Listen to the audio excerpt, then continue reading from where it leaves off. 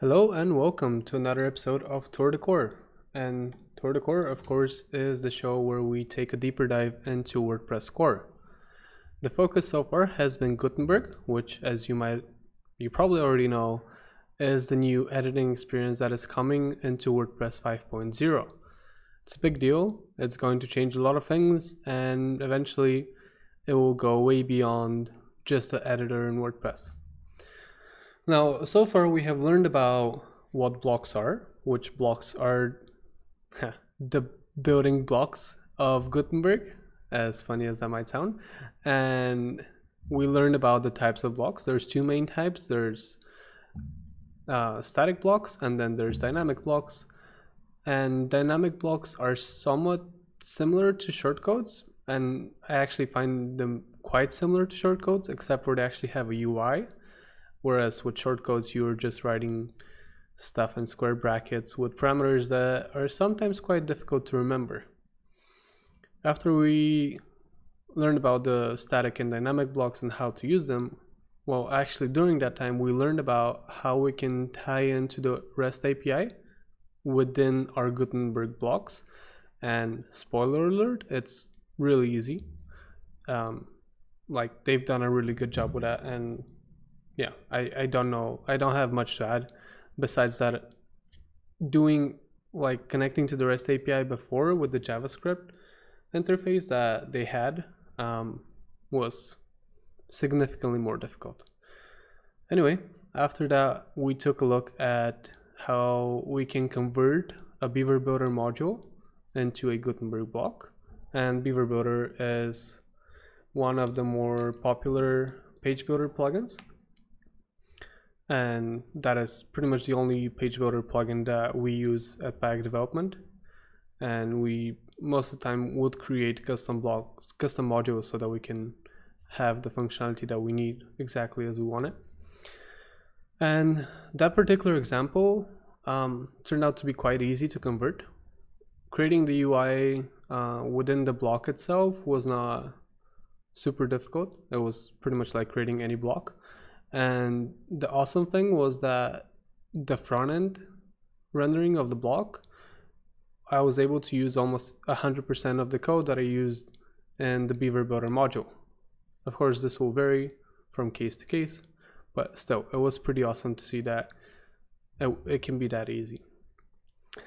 And after we did that, I started looking into creating a block that will connect with the Unsplash API so that you can easily bring in images into your post content or as a featured image from Unsplash, which Unsplash has a huge collection of images, and they're free to use as long as you give proper attribution, which is pretty awesome. Now, during the course, we've done this for the last 3 streams, I believe. During that time, I changed course from looking at it as a way to extend the image block, to create a separate block that extends the image block so that we don't have to reinvent the wheel. I changed direction and I decided to go with a different way, which is basically to extend the block and to create the UI for finding images in the sidebar for that particular block. And this is actually how, let me show you in a second, this is actually how the custom classes for blocks are implemented. So when we go to the block sidebar here, you can see the additional CSS classes right here, and this is on by default for every block. And you can opt out of it, by the way. That's something else we learned, that you can actually opt out of this. But yeah, this is added in here by hooking into a filter, JavaScript filter that lets us actually add more things in here to any of the blocks that are registered. And so that's how I decided to go with it, instead of creating a custom block and so on, which could be cool, but kind of doesn't make sense because we already have an image block, we already have a gallery block. If I were to create a custom block, that means I have to recreate those exact blocks and then I'll have to make sure that they keep working the same way that the standard ones work. And then if you disable the plugin, you lose your blocks, so it's not ideal. I think this method is much better. There's lots of things to optimize here, but I'm going to focus on those later on probably. For example, right now if we search for an image, for images, the images will just pop up over here on the sidebar, and that's obviously not ideal. It would be much better if, for example, they show up in the standard medium auto, you know, like in here. It will be much nicer, because then you can, well, you can't really see much, but we could have like a different UI where this is smaller, like maybe it takes up a third of the screen and then the image is previewed larger on the right or something. But yeah, anyway, that's something for another time. Right now, for today, I want to focus on trying to actually get the image, download it into our media library. And I wasn't 100% sure if that's how you're supposed to use those images, because and the Unsplash documentation and rules and terms for their API, they say that you should always hot link to the images. But yeah, so I talked to someone and they told me that they would usually just download the image into and set it up into WordPress and just use it like that. So that's what I'm going to do as well. Let's get started. Okay, so first of all, I'm going to start watching for changes. npm start, I believe. Yeah. So we want to make sure that we're compiling our changes to the JavaScript so that it works.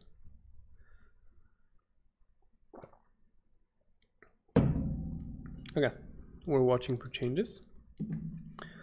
Now, here's what we have so far. So right now we can search and we see images right here. And when we click on an image, that image gets selected and so on. Now what I'm thinking I might want to do, well, first of all, I feel like I should maybe do some CSS for this, so that like create a CSS files that we can load and we can style things. Another thing is, because until your application on Unsplash is verified, you only have 50 requests an hour. So what I think I'm going to do is I'm going to save a copy of that so that I can just use it. Save a copy of the information that I'm receiving. Okay, API result. Okay, so we already have result. Let's see what we have right here.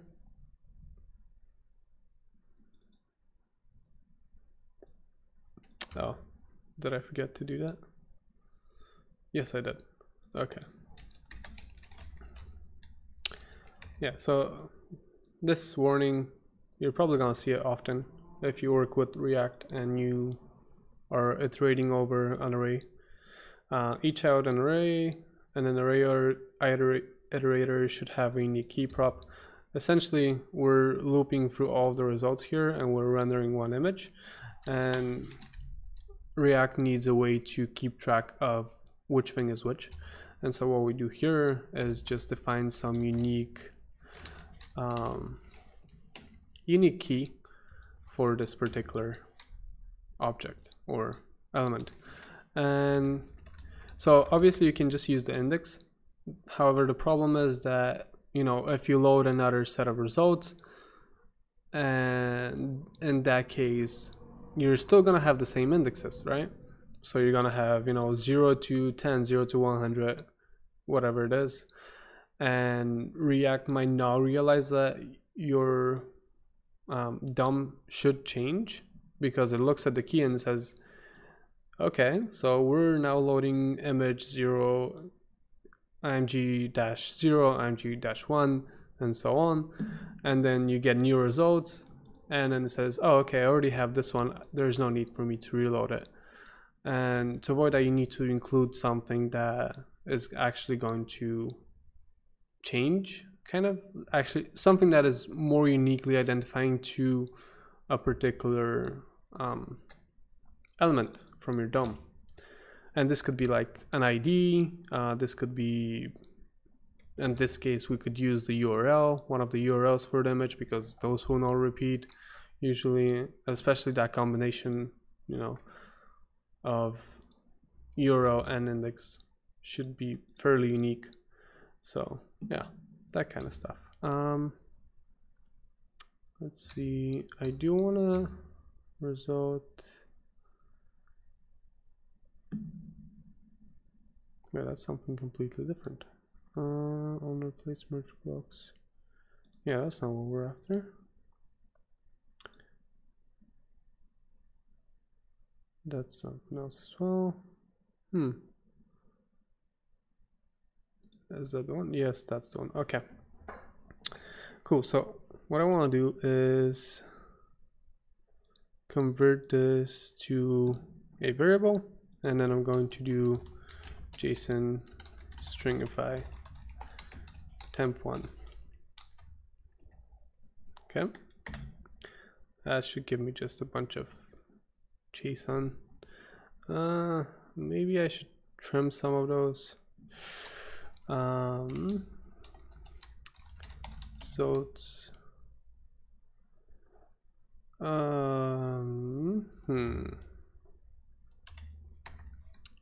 now reduce slice. Is that how we do it?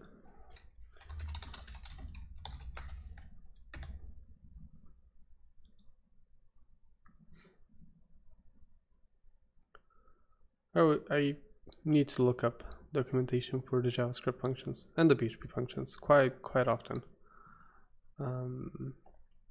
Okay, so output. It gives us, what does it give us? Return value, a new array containing the extracted elements. Okay.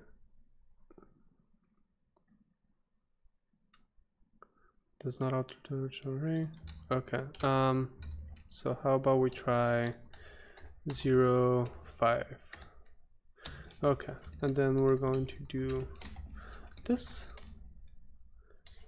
Okay, and now let's stringify that again, and hopefully we should have a little bit less stuff in here. Okay, yeah, that's good enough.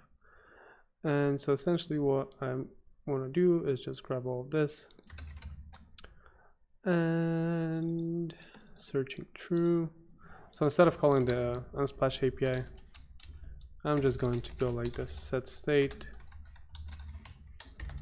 and say searching false API result is this. Whoa.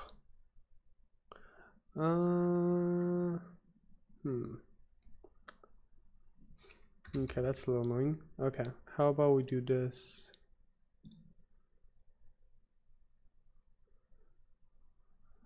And here, API result JS. Okay, and export default API result.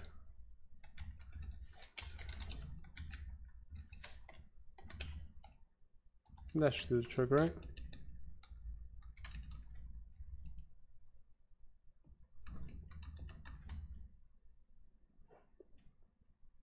Maybe like that? Probably. Okay, and so in here I'm just going to do import API result from API result.js. And essentially what, oh come on, yes, okay, and this is gonna be just API result. Okay, yes, now we need that. And like I said, I'm going to use, is there an ID in here? Maybe there is. Let's see. Come on. Temp1 the results 0. Yes, we do have an ID. Okay, cool. Image ID plus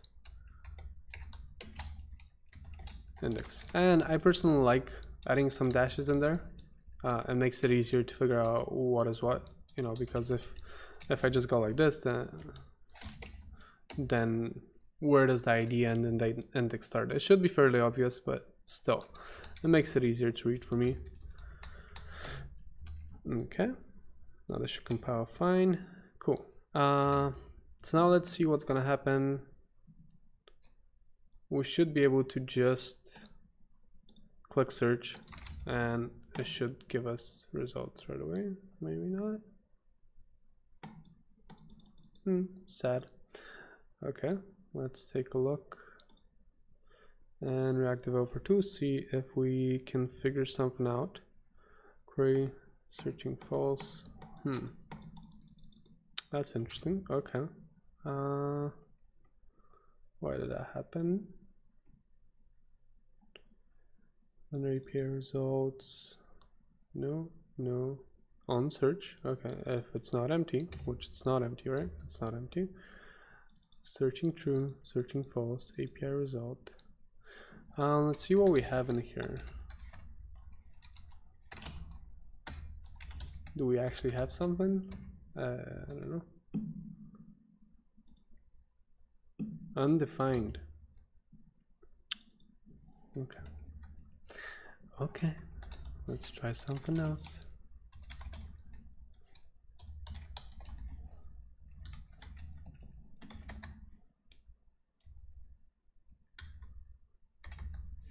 Export.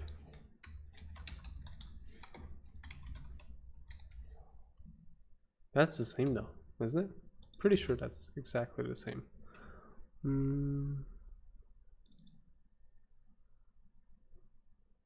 Unsplash API. Export. Oh, okay.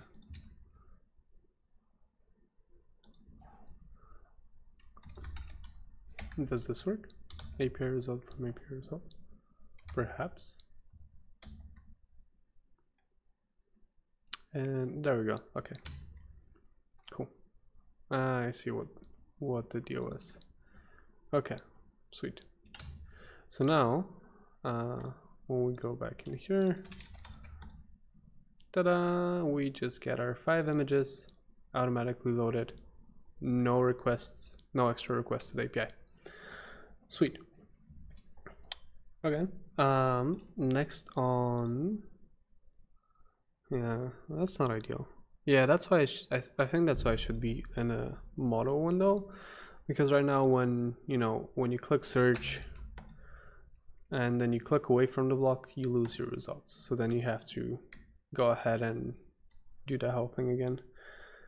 Not ideal. That's fine. There's plenty of time to work on that again some more. Now let's go back to adding some styling to our block in PHP.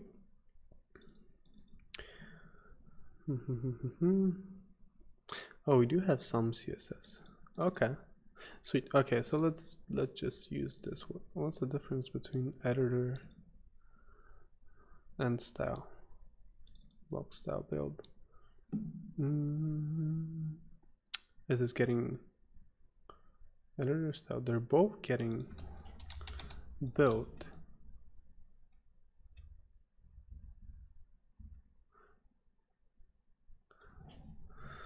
Enqueue block editor assets. And what is the other one? Enqueue block assets. Oh, it's the front end asset. Okay, I see. So I want to tweak in the editor SCSS. Okay, sweet. So first of all, I like tabs. There we go. Personal preference. Okay, so let's see what we have here. We have First of all, I kind of would want this to be next to it. I don't know if it's worth it or not. Maybe not. Maybe not. That's fine. That's fine. Let's just leave it as is, and let's just style those a little bit so they're not quite like that. Okay, and we just have, no, I want to look right here. We just have a bunch of images right there. Come on. Oh, look at this. There we go.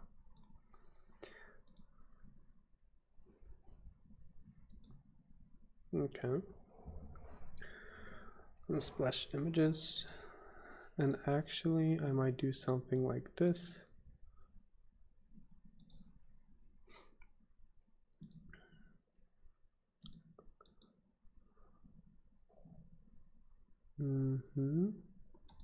Okay. Nope. Div. Come on.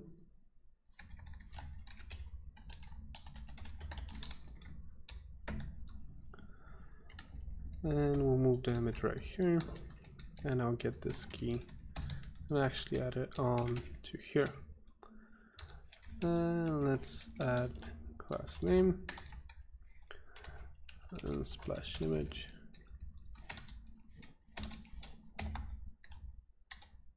Come on, there we go. Image wrapper, and in here splash results wrap.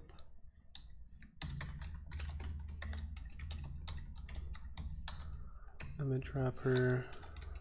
Let's do relative, and you'll see why in a second. Padding top. Let's add some 5 pixels. Okay. And now in the image, you display block with 100% and some 5 pixels to half. Okay, let's see how that looks.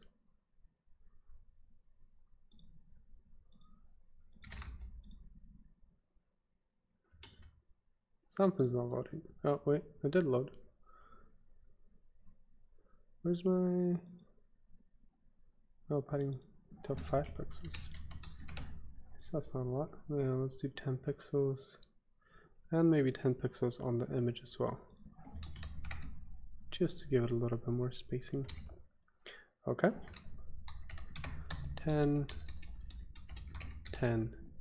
Here's what I'm thinking as on...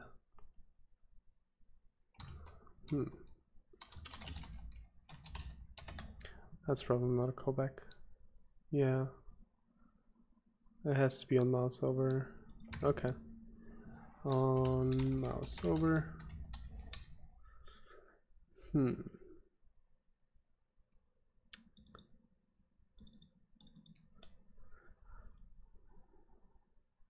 Okay.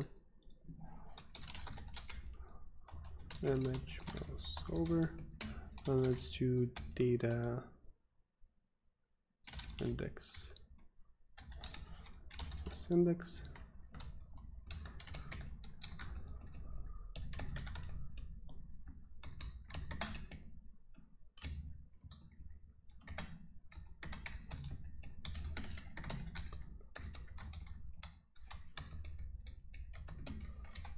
Out.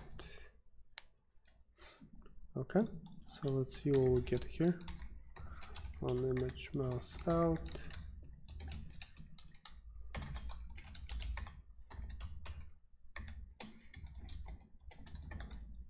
Okay, and let's see target dataset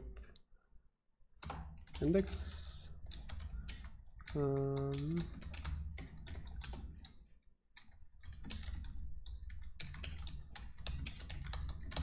Same here. just so we can see what we're working with.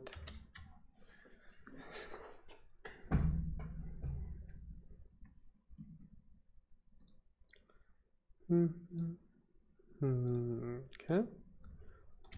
We'll search for something. See the console. 0 0 0 0 0 1 1 1. Okay, cool. It works as expected. React is not like jQuery, and that's a little annoying sometimes, but you know, it is how it is. What I mean by that is, for example, with jQuery, if you say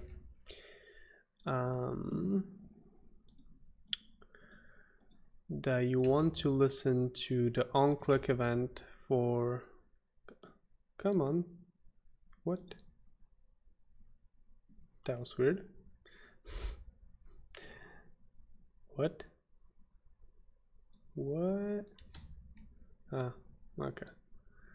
But if my computer will work with me, okay. So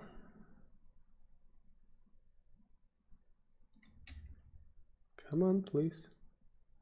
Okay, so say you want to listen for click events on blocks base control, right? But then you actually click on the input itself.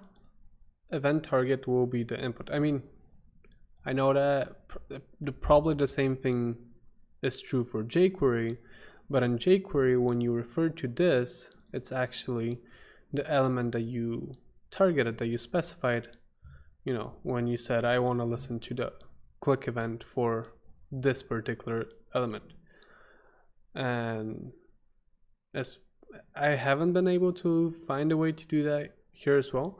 And the most common case for this, where it's frustrating, is if I have an icon, you know, say like this. You know, so I'll add an onClick handler on my button, but then you actually click on the SVG and I get event target as the SVG. And so, you know, let's say I want to add an attribute to the button that identifies which button I've pressed, right? Well, guess what? When it's on the SVG, you have to add some additional logic, or you have to duplicate the data attribute or whatever. You have to do some additional work to make it work, to make it play nicely. And that's a little frustrating sometimes, but I mean, you learn to get around it.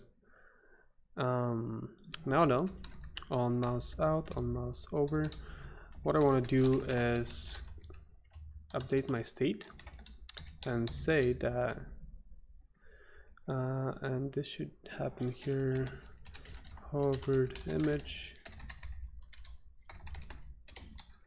is false. Okay. And in here I'll say hovered image is parse int of my index. And the documentation on parseInt says that you should always provide the second parameter, which is which base you want to which radix you want the conversion to happen in, because something bad happens if you don't. I mean, I've never seen anything bad happen when you don't, but they say that according to the specification, it is not specified what the default value should be. So in theory, there could be a browser that says, hey, I don't want it to be 10, I want it to be 2. But yeah, anyway. Okay, so we have our hovered image in state, and now all I want to do in here is the following. I want to say, let me figure out how to do this. Yeah, okay, so I'll just do another image. So if, okay.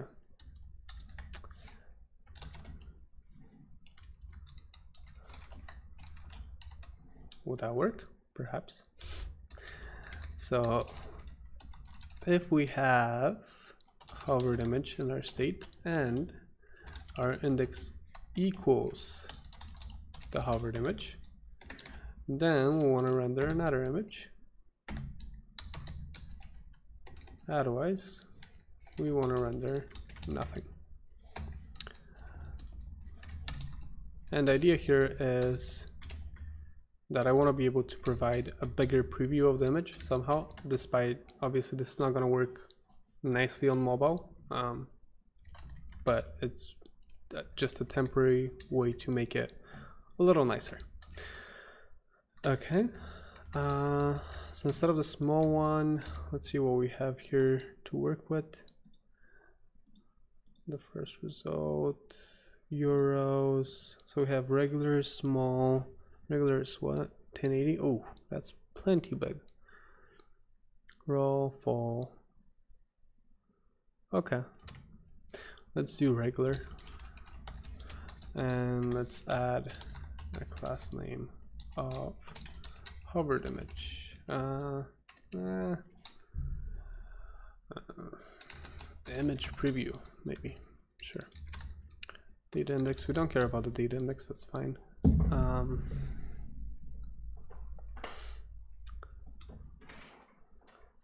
Okay, we're not gonna need a key. Source regular. Okay. And out. Let's just do, you know, loading. Maybe. Okay. And now, and here we should say that image that has a class of image preview, it should be absolutely positioned. Bottom left corner, maybe. Okay. So right, let's say 90%, top 80%. Whoops. And let's do it as 500 pixels, maybe. Okay, let's see what that cooked into.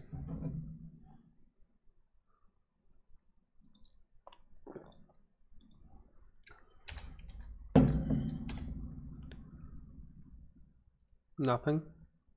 Oh, wait, we got some. We are. It's getting cut off. And it's not at the correct. Okay, so well,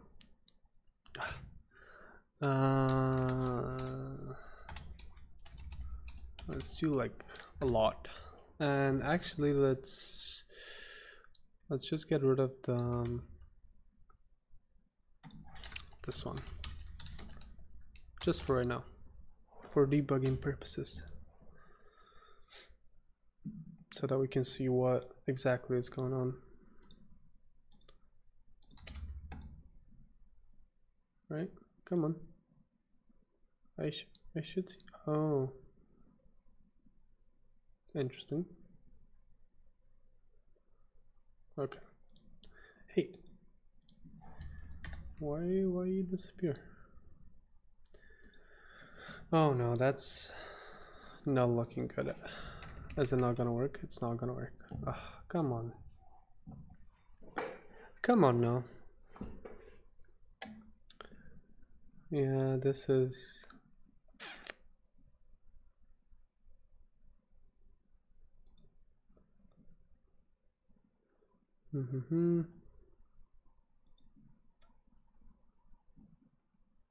overflow auto. Oh, yeah, that's not gonna happen.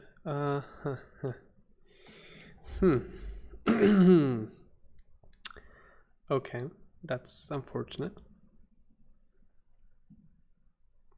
Oh, right, that's why. Max width none. Right. Well, again, the problem is that it's not where it needs to be. Okay, that's probably gonna call for some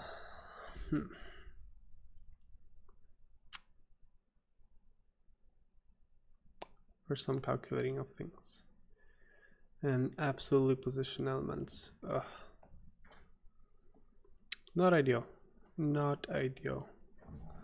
What if we do fixed? Is fixed gonna fix our problem? Get it?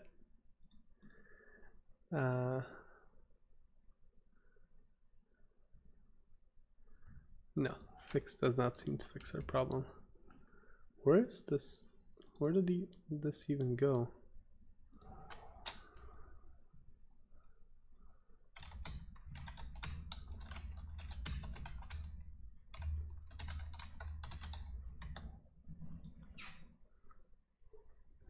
It's way all the way down there. Interesting.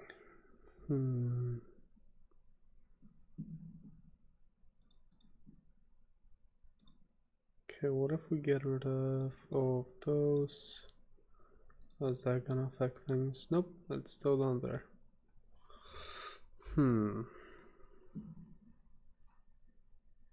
Right, minus 237. What?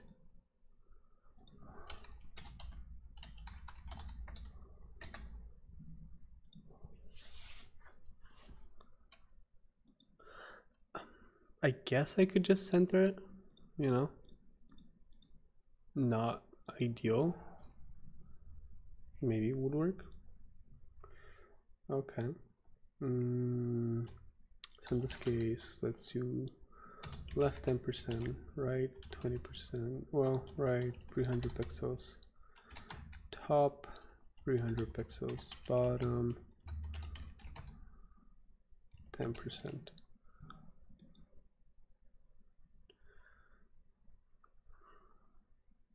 How is that right 300 pixels? Based on what? Oh, okay. Okay, that makes sense. Let's do top 10% as well. Yeah, see, now we have a problem like this one. Okay, what if we say max height 100%?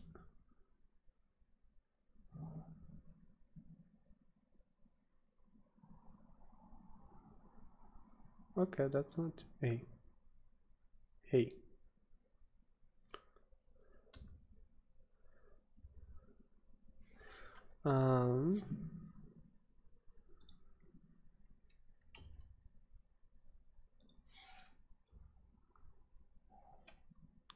Top 10%. Let's do max 90%. 80? Okay. Yeah. With auto. Okay, that's not too bad. Sweet. Okay. Still better. Again, not ideal. Okay, a little bit more of a sane default.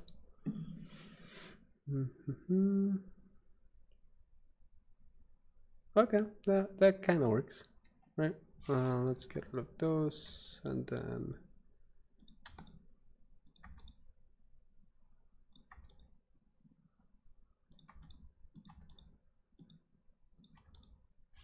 okay.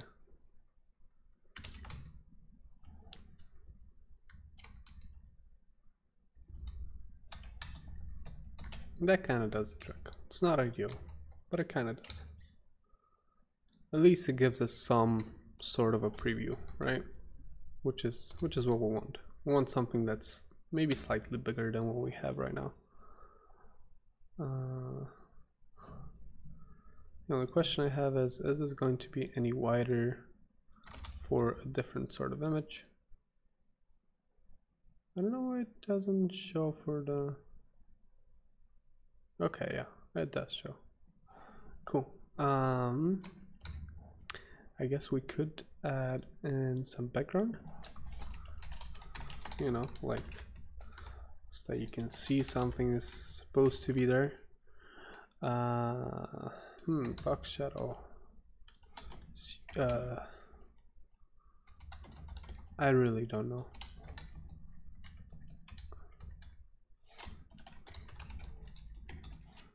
(0.0.0) and then 0.5.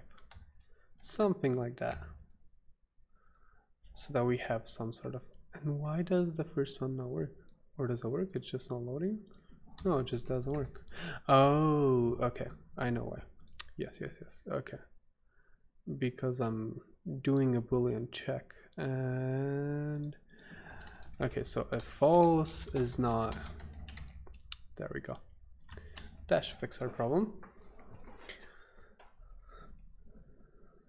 Okay, lock, yada yada yada. Yeah, barely gave us anything though.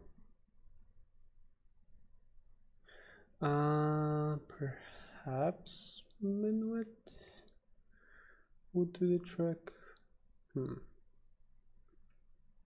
Oh, no, that won't work.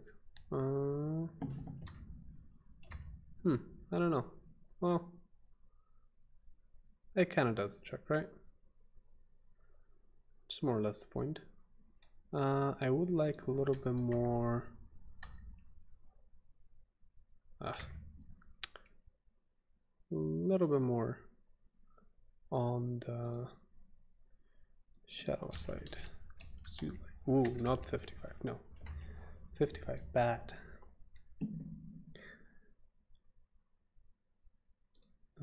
Okay. Yeah, it's a little better.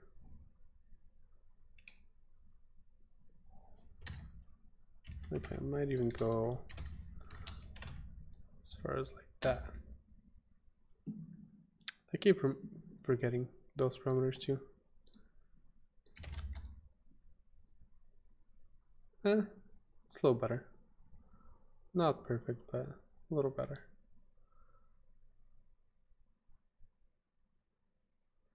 Okay. And if we don't have this open, yeah, there we go. That's a nice preview. How is that over there? Probably because it's lower in the DOM. I would guess so. Maybe. That's really unfortunate. Come on. Why can't this be over top? Yeah, my guess would be that it's has a better position in the DOM. That's unfortunate. Oh well, again, it's a temporary solution, right? It gets the job done. Okay, so now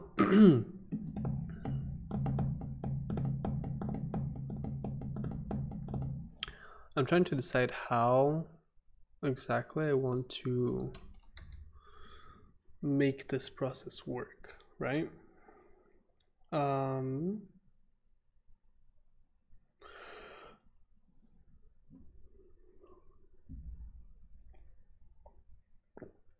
I'm thinking maybe adding like a little checkbox icon showing that this was selected, or something else.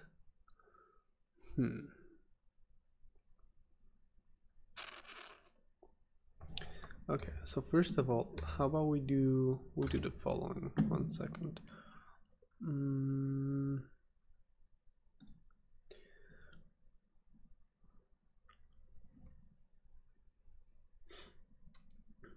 So when we're searching, actually when we have results, yeah, I'll deal with this later. But button, okay. So I want the search button if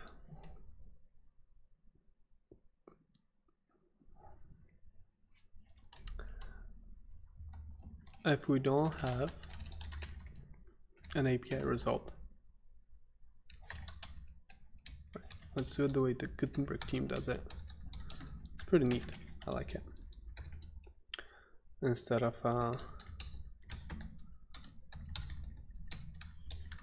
doing, you know, question mark, otherwise you just do end and it works. Okay, so if we have an API result, okay,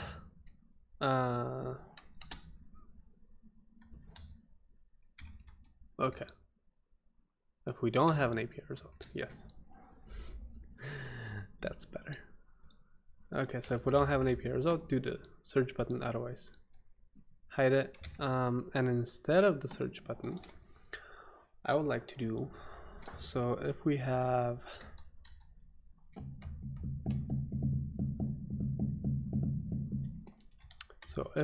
a search result, I would like to have a close button.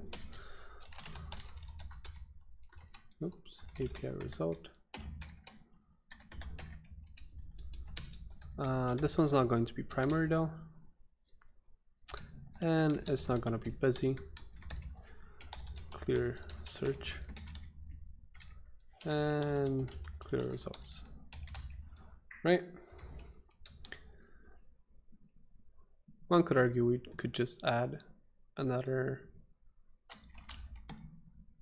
clear results. We need the class name, don't we? Yeah. Okay. Class name equals button. No, button secondary. Yes, button secondary. Okay. So clear results should just clear our search, and I'd even say we should clear our search query. Okay, and set state. Under API results. So API results should be false, and then query should be an empty string. Query an empty string, API result false. That's gonna clear our search.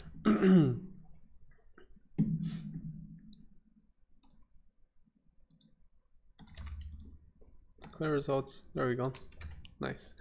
Okay, and then to the right of that, I would like to add another button in case we have, which we don't have this right now, 1 second, selected images, which is gonna be an array at all times, I think. And so in here, so instead of doing what we're doing here, we're gonna do the following. Let select images, sorry, it should be plural so that we can select multiple images. And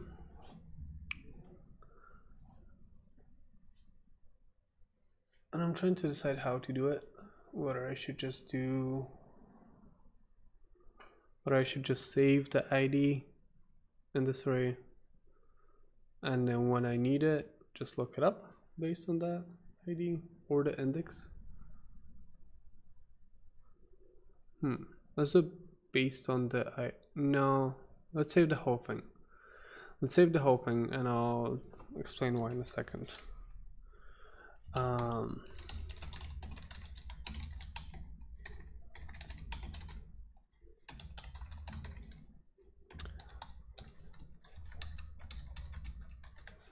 Selected images, push image. Okay.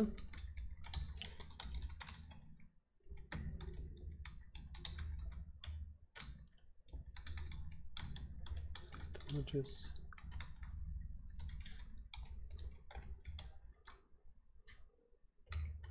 Okay, I think that's going to do our trick for right now.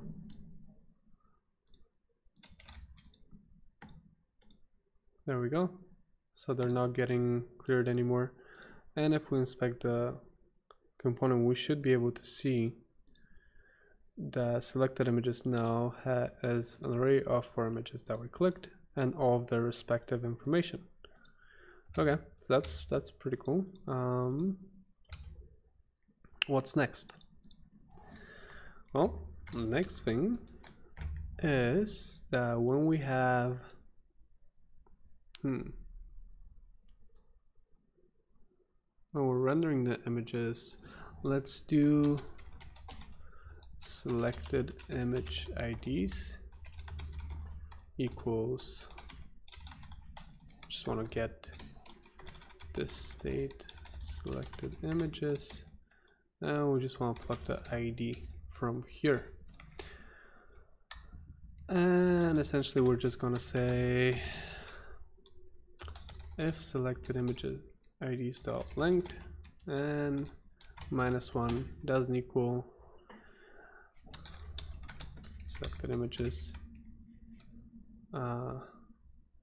index of image ID, and then we're just gonna load another button, I think. Wait, we should have icons somewhere. I'm pretty sure we do. 1 second, and I'm guessing we might be able to find it in here. Let's see. Button.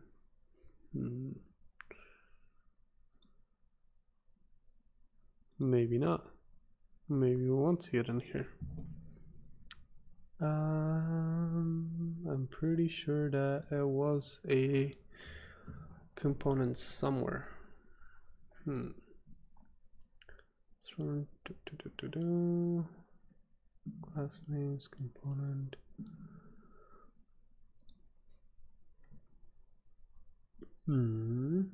Icon button. Icon button? Maybe? Is that the only thing we have? An icon button? Oh, come on. Why can't you find that? No. I want to find this.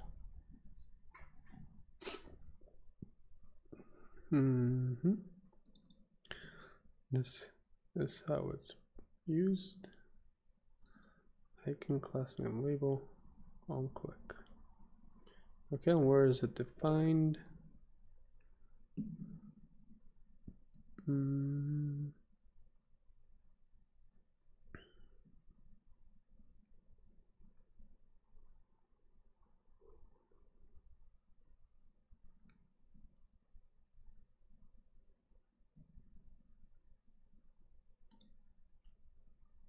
Nope.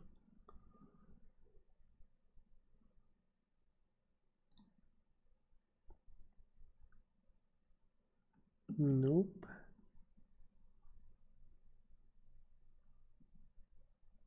Components, there we go. Okay.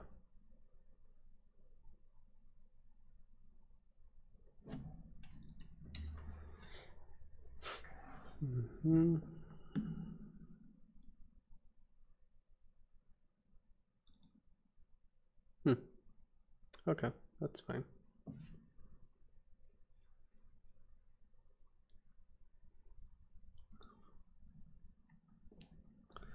It comes from the OP components.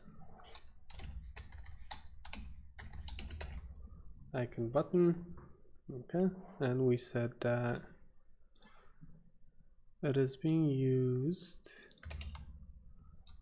like so.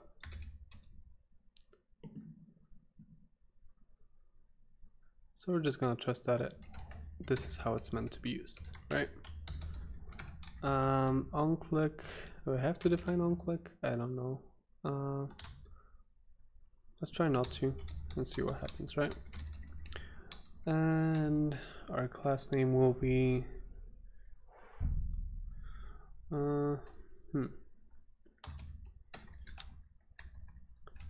image selected check mark, maybe with a label of this image. It's been selected. And dash icons. What do we have for dash icons?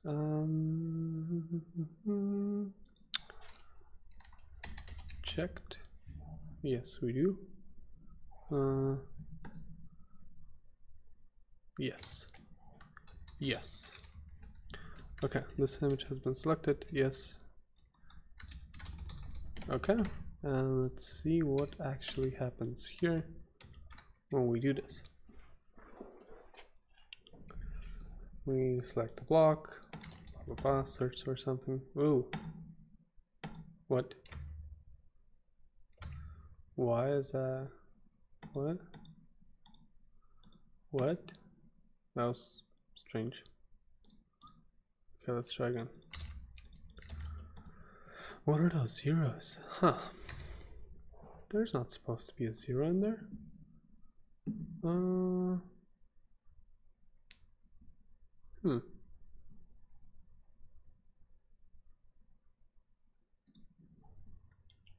Interesting. I think it's the... okay, so if it's less than that, yeah, probably that's the reason. Okay, anyway, that's fine. There's our icon button. What can we do with that? How can we style it? Position, absolute, whoops, right, 10 pixels, top, 10 pixels. Yeah, sure. Do we have background or anything on this thing? The check component class not a function component because it is going to apply ref to the button element. Okay, cool. Children class name tooltip. What if we say button primary on this one? Oh, that does not work at all. Okay, not nice. Not nice at all. Okay.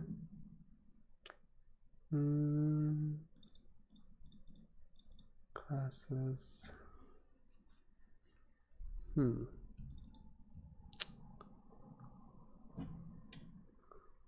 Oh, dash icon. Really?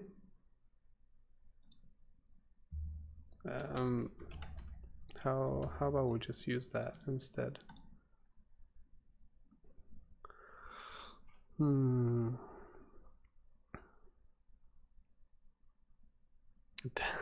Okay, that's an interesting way to do it. Okay.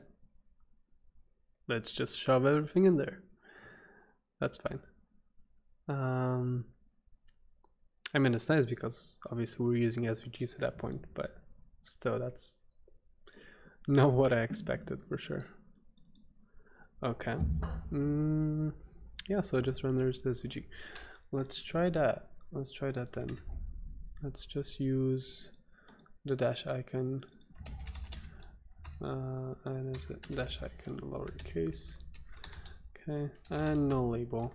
I will just do icon. Yes. Size, class name. Yeah, that's all we have. Okay. Let's try again.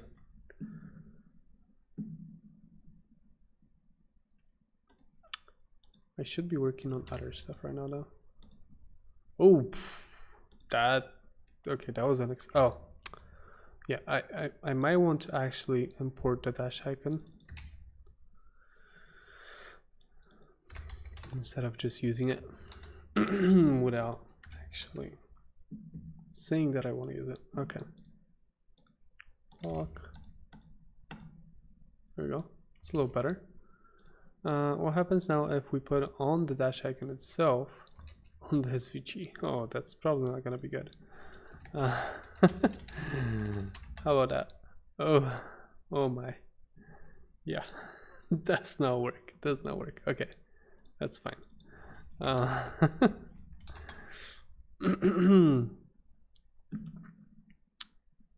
Okay.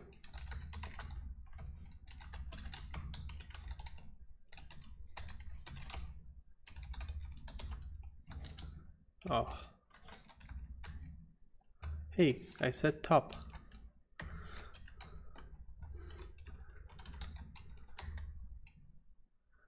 Okay.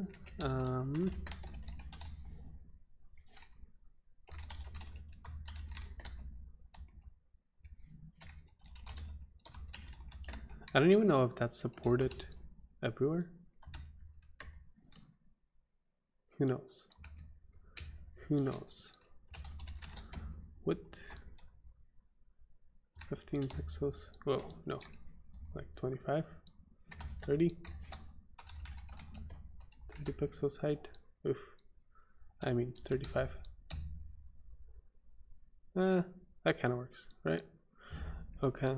Not a blue background though. No, not at all. Is there any way that I can get access to this color here?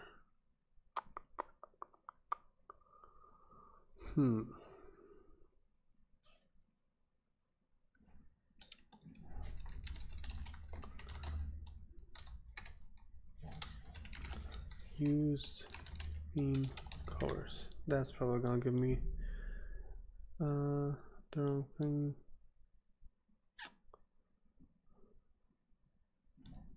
CSS.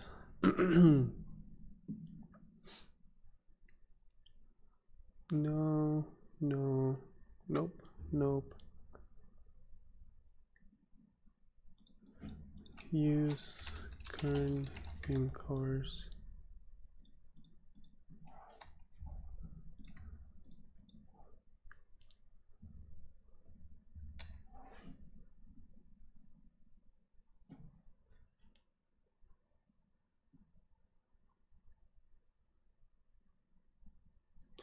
Oh, there's a hack of some sort, but I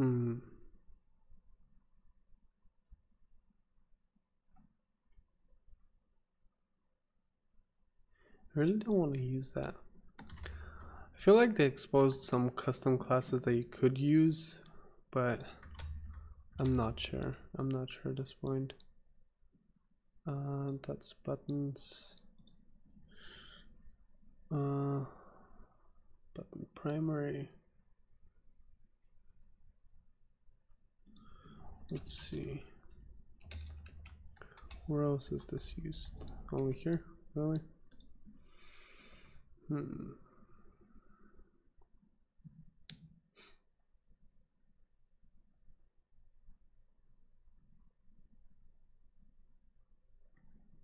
What about this one right here?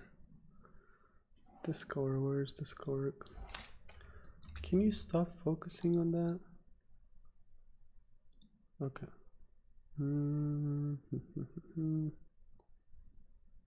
Is that our background?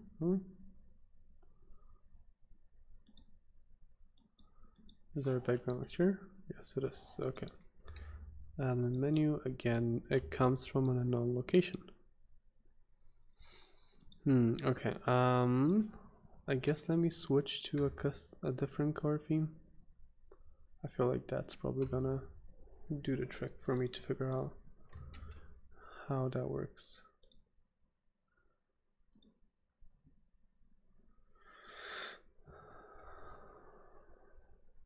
Color CSS. Okay.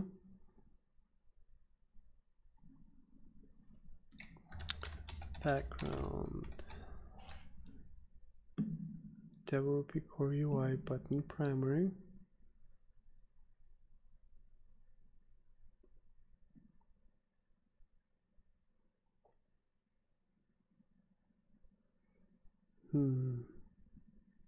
Oh, wait. Developer UI primary. What is that? Oh, I think that might be what I need. 1 second. Oh, come on. Oh, I lost my styling. Okay, let's try real quick. And our add class name here. The OPUI primary. Okay.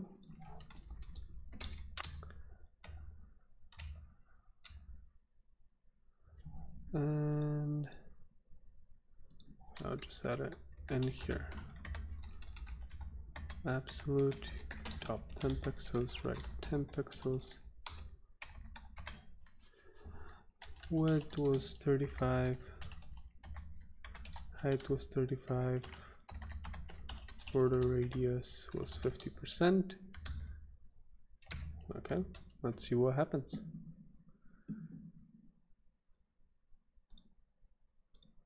Block, search, click. Yes. Okay, well, I learned something new today, and that is this is how you use the primary color.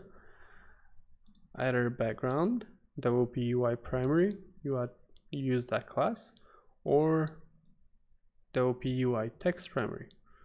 And you also have the highlight and so on, obviously. This is not perfect in terms of the check mark being a little bit off centered, but it will do the trick, right? Okay, and now let's go back to the default theme because I'm used to it. Reload. That should do the trick as well, right? Click, click. Okay. It's weird, but it works. I don't know why this is the primary color, but that's fine. Right? Okay. We need a way to uncheck things. So the second time we click on an image, we need to actually right, it's not gonna be on click. Whoa. We don't need that on click.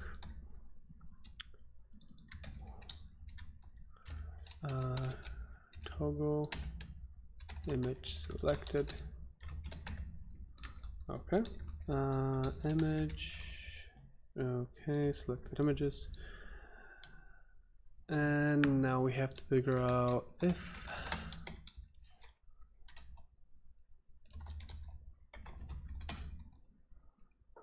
is it independent or is it no? I guess we can check. Console. There we go. This one.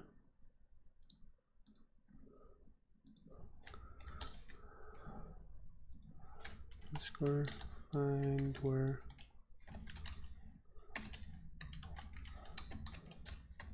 temp one, so it's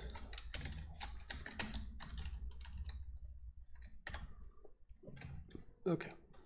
So if it's not undefined, selected images,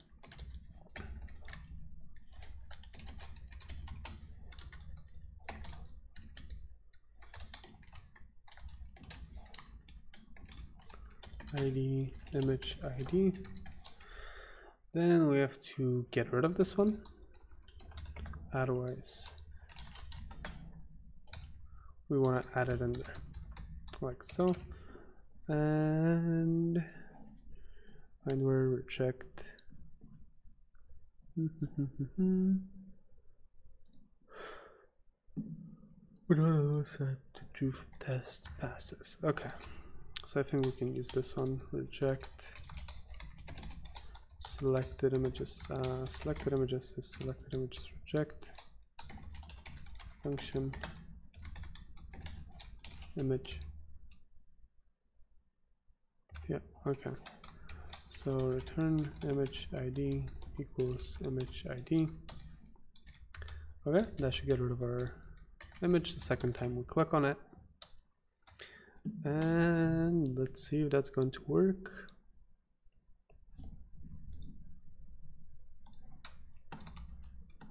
Search, click, unclick. There we go. Check, uncheck. Sweet. Okay, so it works now. Very nice. Very, very nice, right? Now, we want to add a button that's going to actually save our images. And the thing is, I want to import them, but I feel like we also want to say which size they should be imported in, right? So,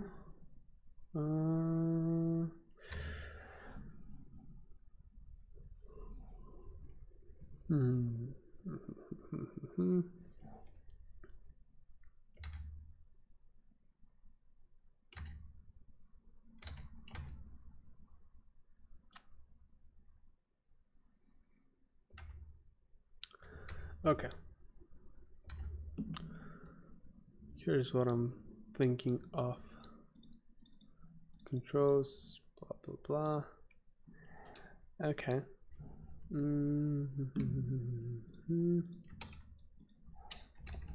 So So if we have an API result and 0 is less than this state,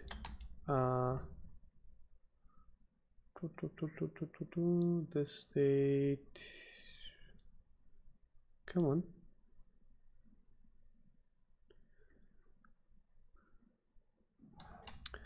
selected images, dot length. Then we're gonna return two things. Well, maybe more. Well, I think we're going to return another div.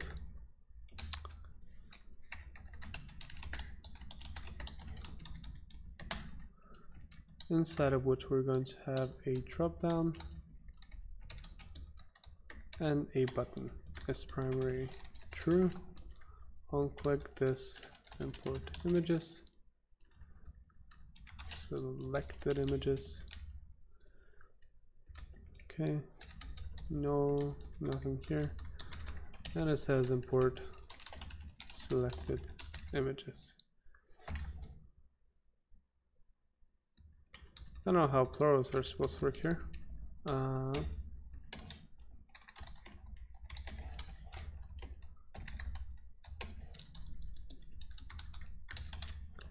Let's be nice. Nothing otherwise. S. And here we want a drop down, which is inside of WP components, I believe. Let's see. WP components.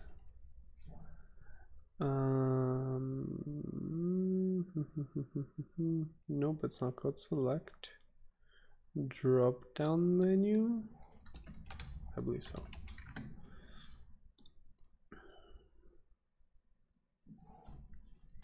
Controls. Maybe it's not drop down menu.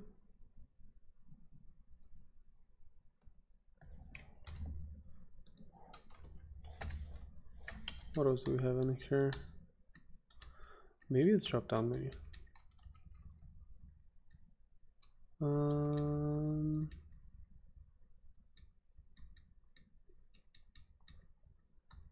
Okay, well, we'll say it's a drop down menu, right? And we'll see what it actually is once we use it. Drop down menu, and we use it like this.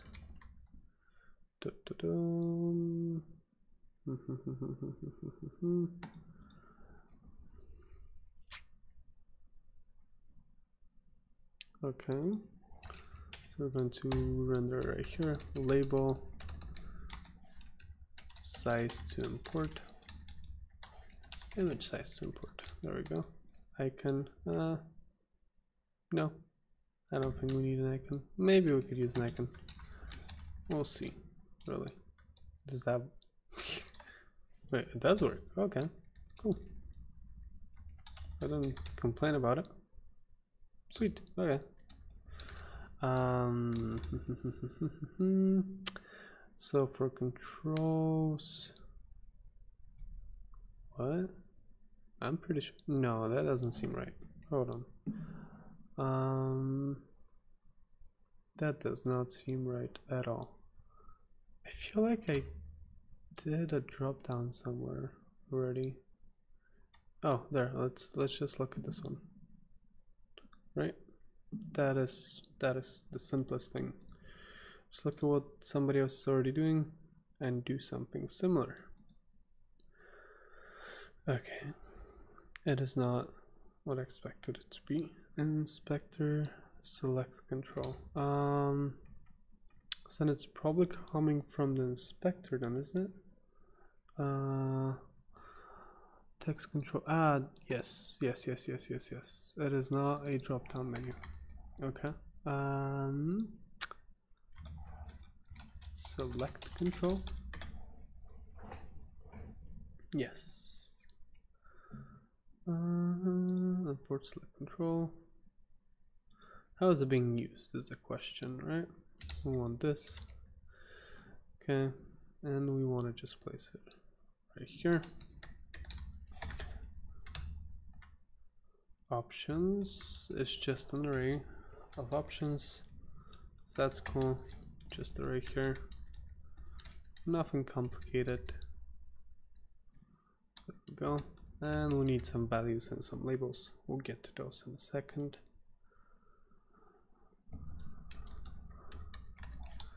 On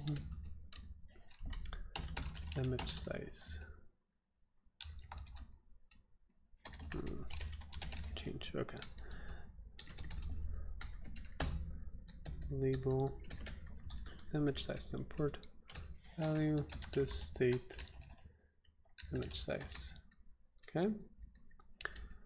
We don't want the drop down menu.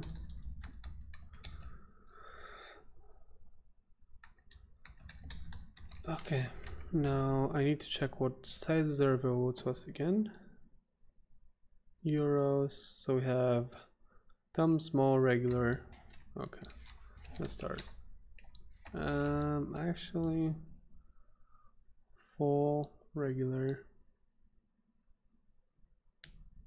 I'm pretty sure we don't want the raw image. Let's take a look at what that is, but I'm pretty sure we don't want it.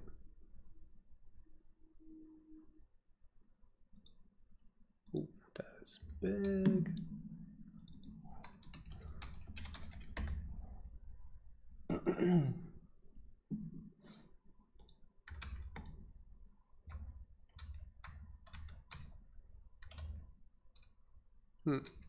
Okay. They seem pretty much identical in this case. Let's just go with full, regular, small, and thumb. How about that? Full size.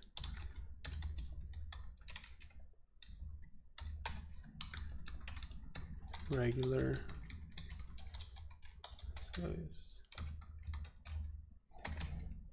which in this case it seems to be 1080. Yeah, actually I would even say let's put regular at the top so people don't really have to deal with choosing. Full, regular, small, and then finally thumbnail, which we even want to. Sure. Thumbnail. Okay. On image size change. Image size, I need to define this and here. And let's just say that it's going to be regular by default. Okay. And then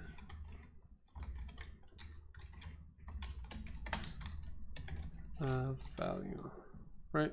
I'm pretty sure that's how it was. Set state, image size is value. I'm not sure about that last part.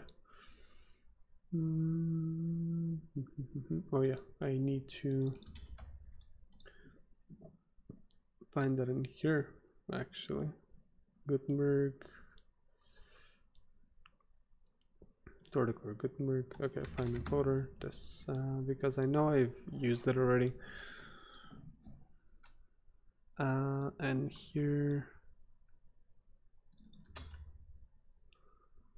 on post type change, post type, yeah, it's just a value that we need. Okay, from inspector controls. There we go. Okay, sweet. Now let's see if that's actually working, shall we? Select image, see if there's a fatal error. No fatal error. Woohoo! Hey, look at that. It's working. Yay! Full size, small size, regular size. Okay. Next challenge is to actually import the image into the media library. Now that should be fairly simple, one would think. What with, you know, there will be sideload image and all. I'm just trying to think how we're gonna accomplish that.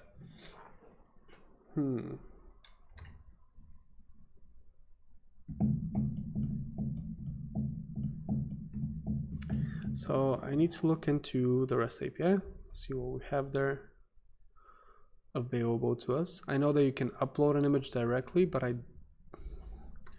don't know if you can sideload an image. I don't think you can. Let's see what that says. Media. No. Attachment. No.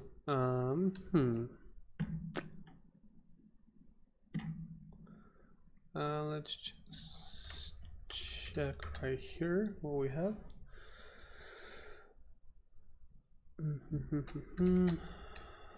DLP version 2.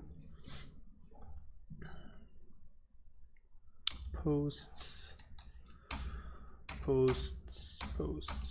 pages, media. Okay, so media, I want to see on the post, what can we do? Methods, post, methods get, okay, yeah, we want to look at the post one. Okay, so we can provide a date, GMT, slug, status, title. There's no interesting. There's no inherit, which is strange, but okay. Anyway, title, offer, common status, blank status, meta, template, the theme file to use to display the object. What? Alt text, caption, description, post. So it's post attachment. Okay, not super helpful. Let's see what we can find. It should be in here.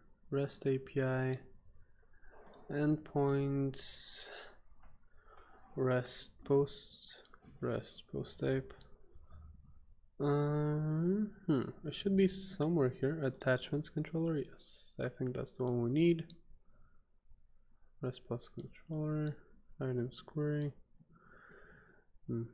create item. Oh, files. Oh, okay. This upload from file, upload from data. Yeah, so it's essentially a thing we have to upload the file. Okay, well, let's look at both and see what the difference is.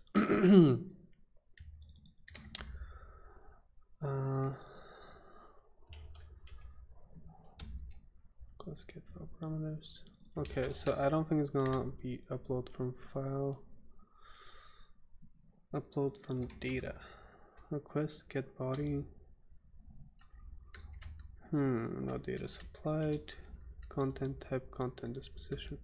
Yep. Sad. Quite sad. If we don't have a file name. Yep. Well, it seems like we might have to actually now use the REST API. Let's see, REST API sideload an image. I feel like we might not be able to do that. Adding media, REST API.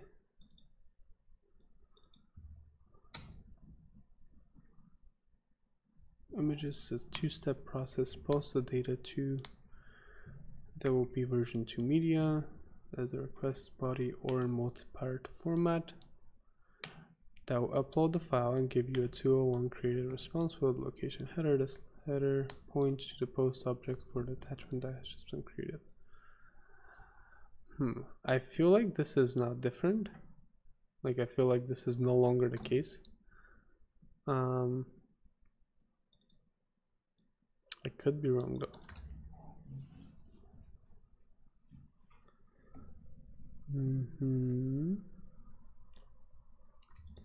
Yeah, because this is what we want to use, media sideload image, because we can just say, hey, here's a URL to an image, download it for me, please. Yeah, I'm afraid we might have to just use old-fashioned admin Ajax instead of the REST API. Well, if that's what it takes to get it in there, then that might have to be what we have to do.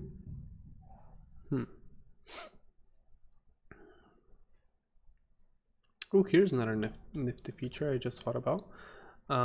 So when we have only one image selected, we should have a checkbox in here that says, you know, apply as featured image or something. That would be sweet. But yeah, later on, I'll get to that. Okay. So I guess how about we run one Ajax request that is just in order to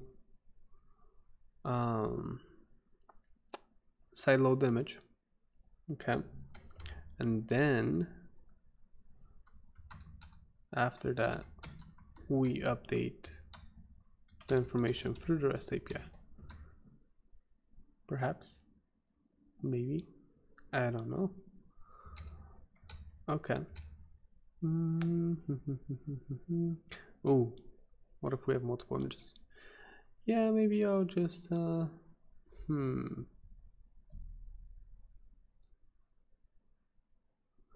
maybe I'll send them one by one in different requests until we're done saving it. I think that might do the trick. The problem with that is that it's not going to update the media uploader, I don't think. So if you've already opened it and then you close it and then you open it again. Okay, well, less thinking, less assumptions, more testing, right? That's the motto I go by. I mean, obviously it's good to think. It's good to go through things ahead of time, but when you catch yourself that you're just stuck, you know, try something. It should give you an idea of whether at least you're headed in the right direction. At least that's what I think. That's what I do.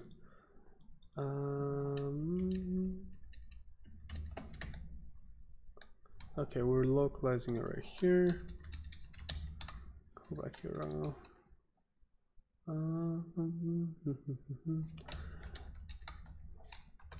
Ajax URL. Oh, actually, we already have the Ajax URL on admin pages, right?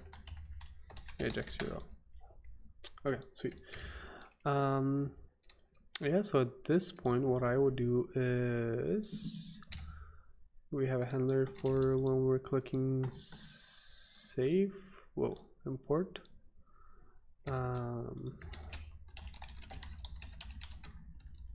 Import selected images. I'm pretty sure we don't have that. Okay.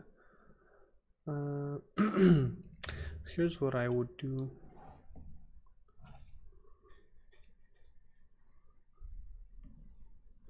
Maybe make it so you can't click it. How about that? Potentially.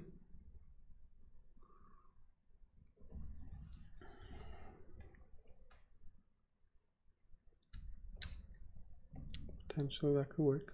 Okay.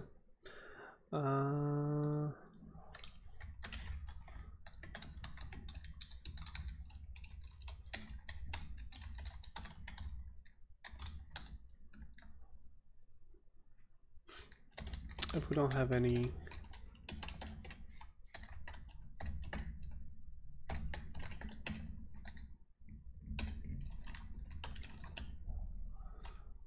selected images, then do nothing. Otherwise though,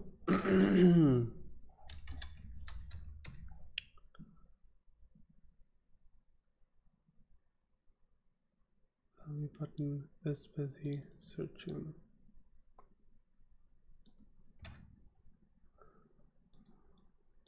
So what's going to happen if we toggle at this point? Oops. If at this point we toggle searching. Oop. Okay. Yeah, that's not gonna work. I guess we could do another one.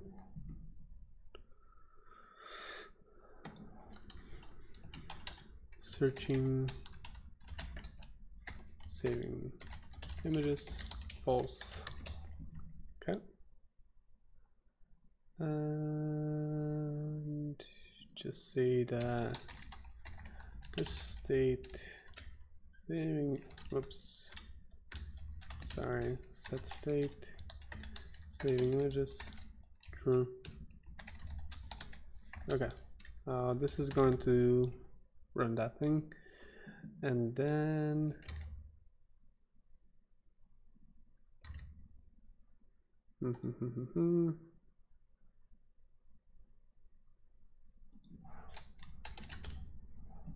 saving images is busy should come right here. Is busy is saving images. Okay.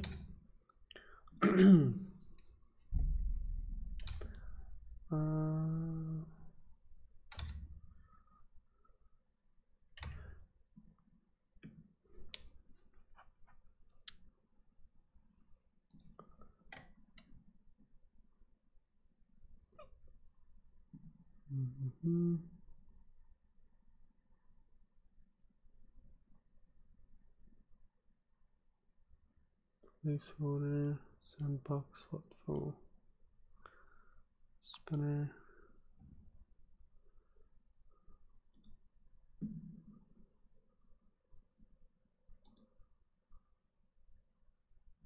Nope.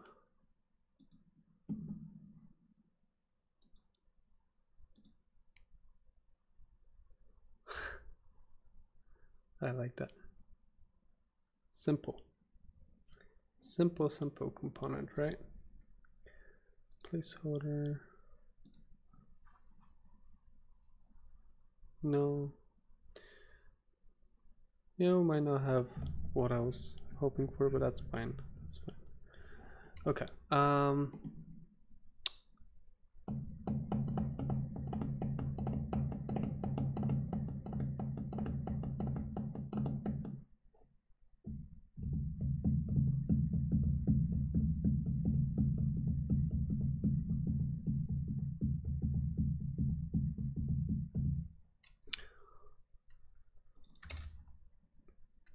Okay, and so I want to do absolutely nothing when we click on an image.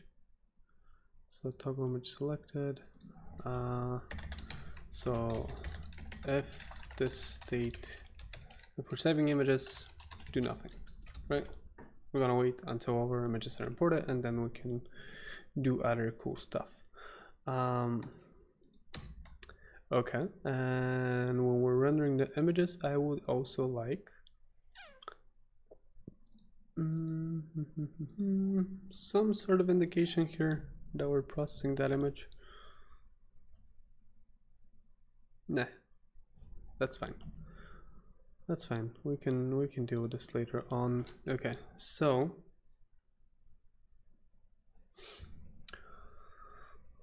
I need to create a stack, maybe. No, I need to create another function.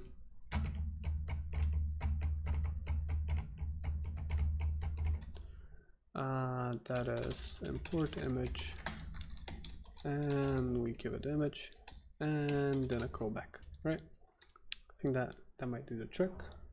Perhaps we're going to see. Okay, jQuery post. Want to post our information to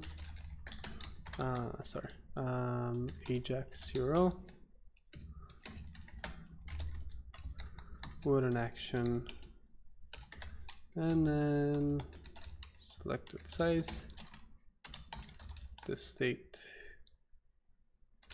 image size and an image of, and image is gonna be over data.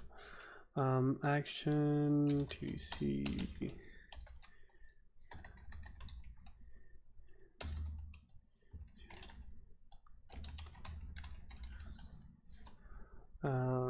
sideload image.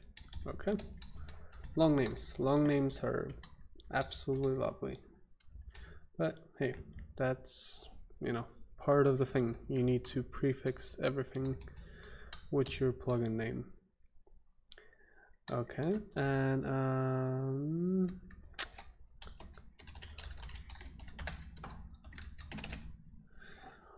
we're probably gonna want to be able to show some sort of error message, right? Result, and if we have a success, well, you know what? Let's let the callback deal with that. All I want to do is just call it and be done with that. Okay. So let's have. We want to have selected images.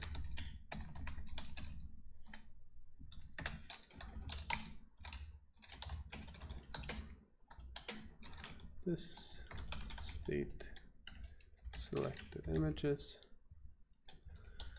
and also, does that work? Boy, probably. Image equals selected images. JavaScript get first element. All right.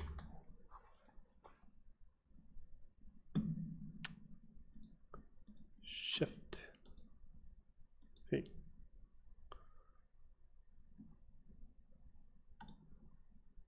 Two, 3, 1. Very shift. Okay. Sweet. Shift. Okay. And then we're going to call import image, right?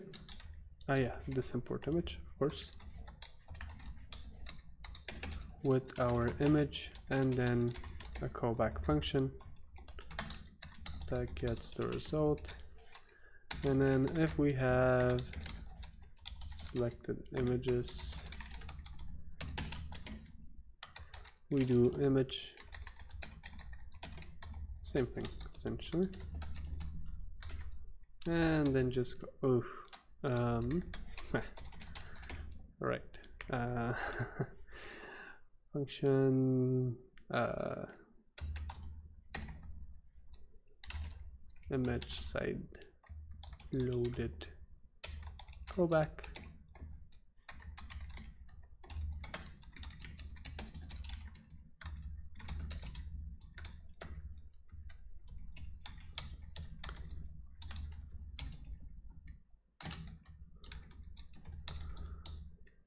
And then we essentially just do the same thing in here, and then it will loop through all of the images, and once it's done, right? Okay, otherwise we are going to want to do something else, and let's say constant this. Okay, maybe just define it here. So once we're done, we want to set the state back to saving images false, and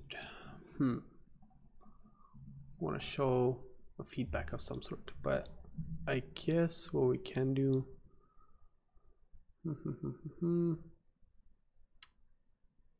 oh, okay, I know that's unrelated, but yeah, so let's clear our API result and query. There we go. Right here. Okay. And so now in here, if we have success. If we don't have success, if we have success, then the image just uploaded. No biggie. But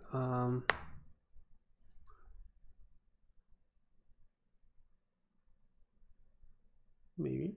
Nah, that's fine.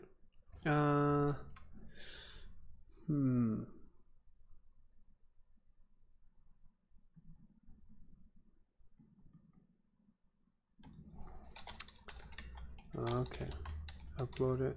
Images count false. Fine, let's do it that way.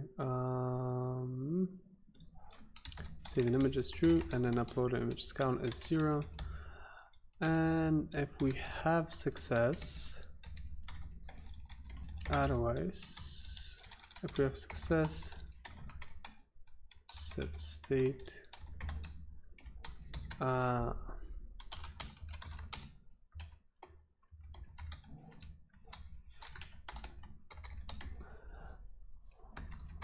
I feel like that was not recommended for some reason. Well, no, I think that should be good. I'm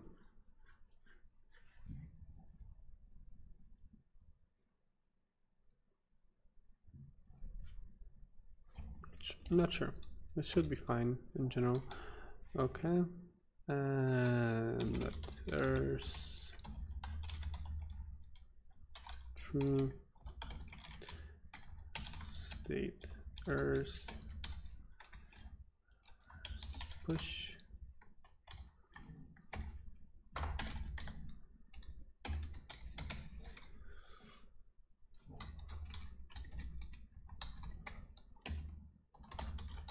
To upload image. Do images have like a name, title, or is it just descriptions? And if they do have a title, then maybe I should show it. I don't think they have a title per se though.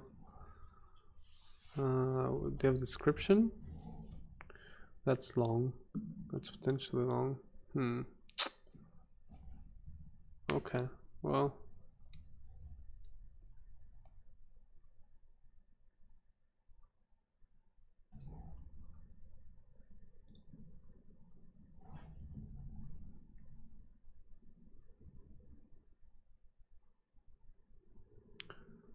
That's fine. That's fine. We can figure it out. Okay.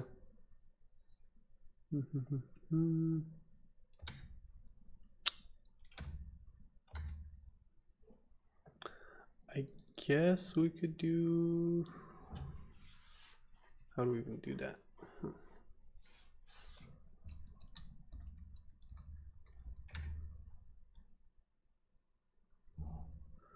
Is it going to show the description if you hover over it? No. I guess I can help myself a little bit out here by saying that this image should have a title. It's not ideal, but could work potentially. Again, not looking to be perfect here, so it should be fine. So image description, go to upload that image. Okay, and we want to actually set our state to have the errors included in it. Okay, upload image count, right. And another thing that I should do here is that I should hit this URL when we're downloading it. Okay, let's see the Unsplash documentation and see what they say on the topic, right? Download.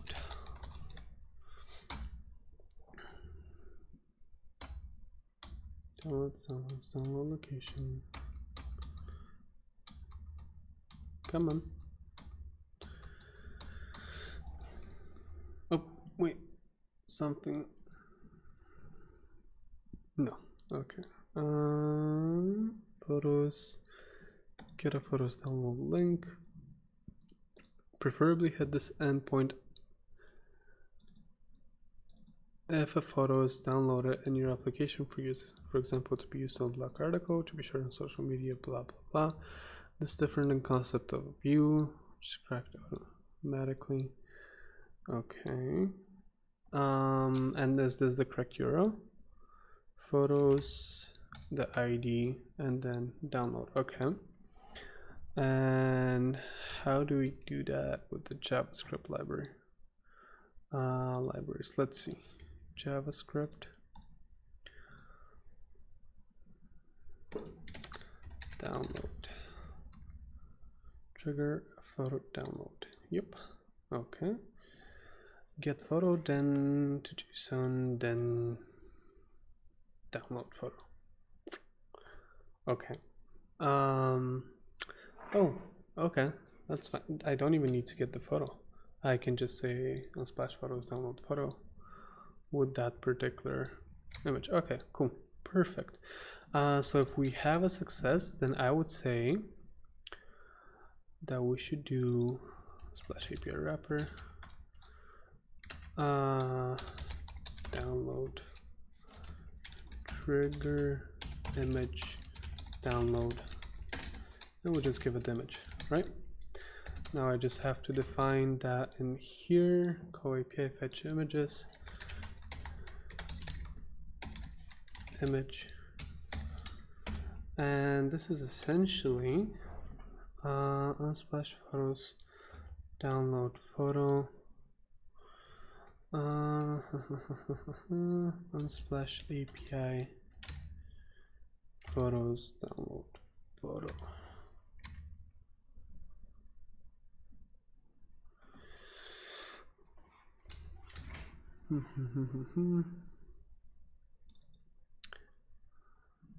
Problem is I don't really want to cache those requests, so we should not do that. So instead, we're just going to call this directly photos download photo. I think, right? Unsplash API, new Unsplash, okay. Photos, download photo, and we essentially just give it the image, right? Do we need to do anything else? No, it just takes a photo.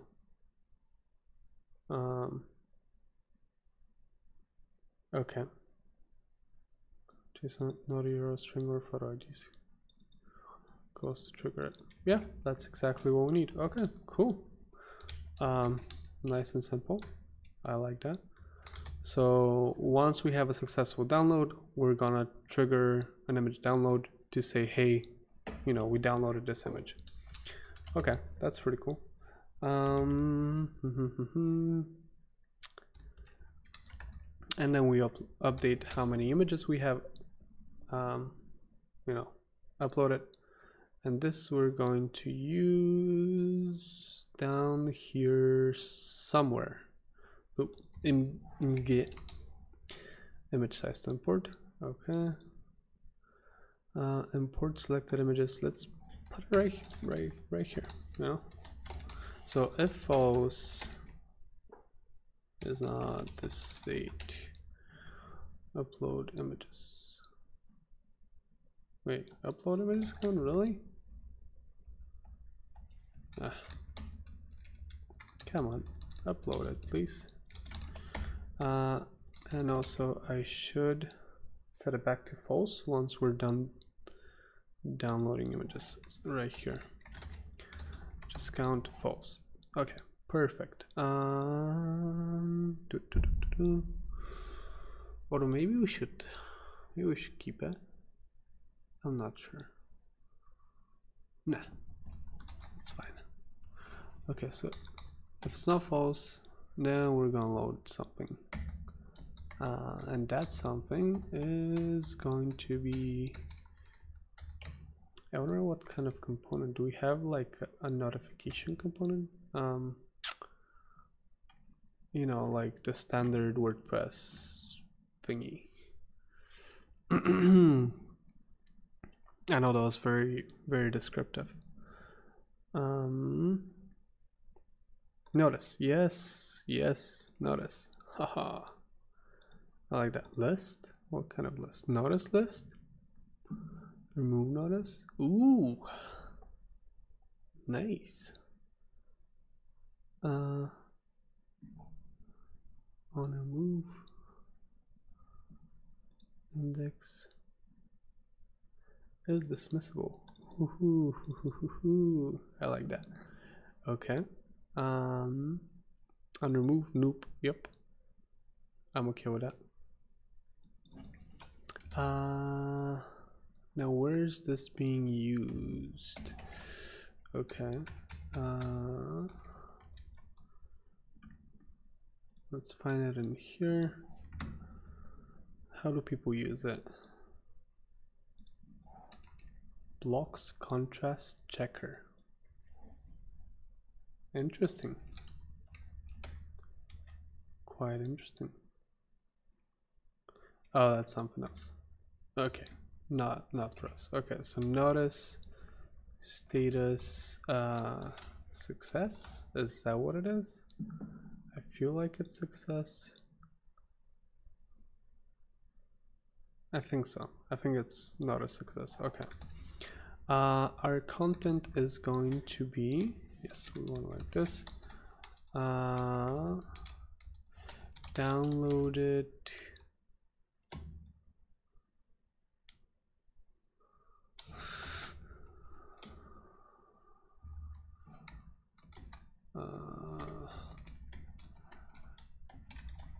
out of however many images. One image. It's not even going to show. Okay, so this state uploaded images count. Oh yeah, I know what I need. Downloaded however many of this state selected images. Well, selected images dot linked. So it should say something like downloaded 2 out of 5 images. Okay, is dismissible true? Yes, please. And then same for the errors actually. Okay, and was I just pushing it? I'm not sure. Yes, pushing to the errors.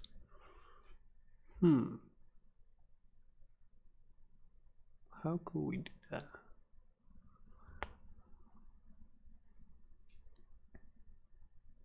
I mean, obviously we could just do one.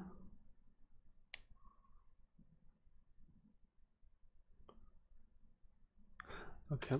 And also, where are people importing this from? Import from WordPress components. Okay, so we need notice to come from here. Notice.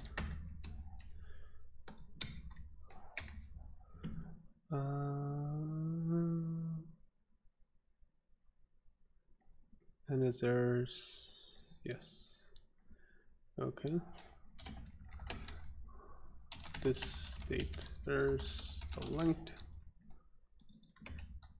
Yeah, I guess I could be just adding it in here.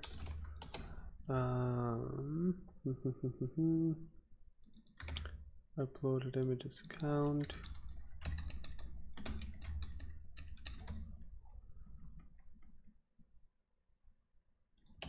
Like so.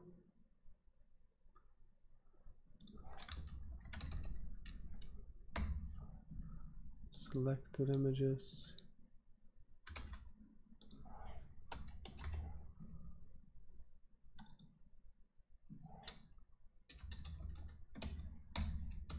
Okay. So if we have more than one error, Then we are going to do an array. Yes, except for it will be errors.map function error index, and then we do this one.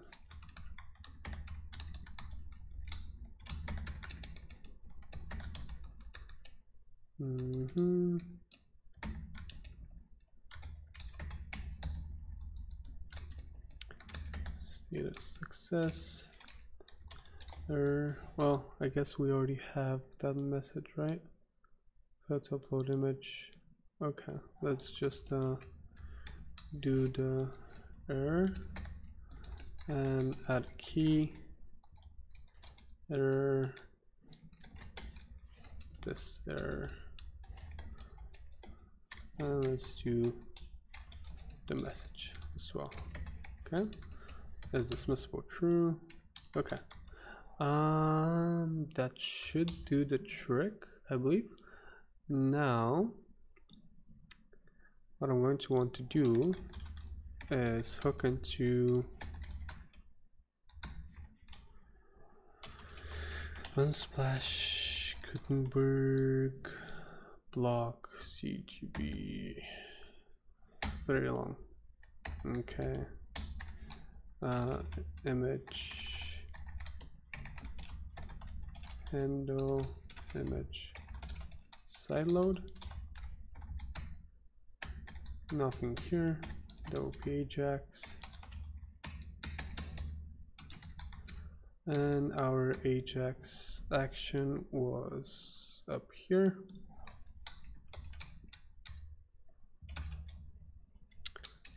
Double Ajax this thing. Okay. And right now, let's just do JSON success. Right? Pretty sure that's what. Really? Send JSON success? Yes, okay. And I will just simulate that it worked fine. Okay. Everything is fine.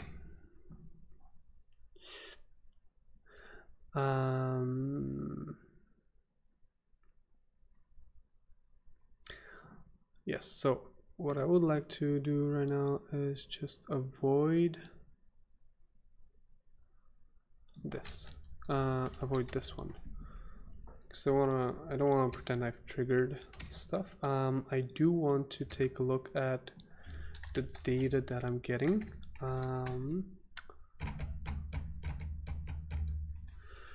Okay. Let's just look at this, right? Oh. Yeah, that's not how it works. Okay. True. Okay. Go log, just so we can see what we're getting. Reload this. Click here. Click there. Search for something. Search. Select a couple of things to import. Say we want to, and clickety click. 1 out of 3 images. Something went wrong. Okay, cool. We have a lot of information here. We'll look at this later. Let's fix this right now though. This import image. Oh, because it's not this. Yeah, that's fine. Okay, so it just failed to. When actually, let's simulate something more. So we can see, you know, it takes a little bit of time. We can see how that actually works. Okay. And right, it's this th, not this. Okay. Cool. Now we can refresh. Downloaded 1 out of 3 images. Yay. Sweet. Okay. Search. Select. Clickety click. Click. Click. Click on the images. 0 out of 4 images. Really? 1 out of 4 images. It doesn't actually dismiss, really. I thought it would do it on its own. Apparently I'm wrong. Okay, that's fine.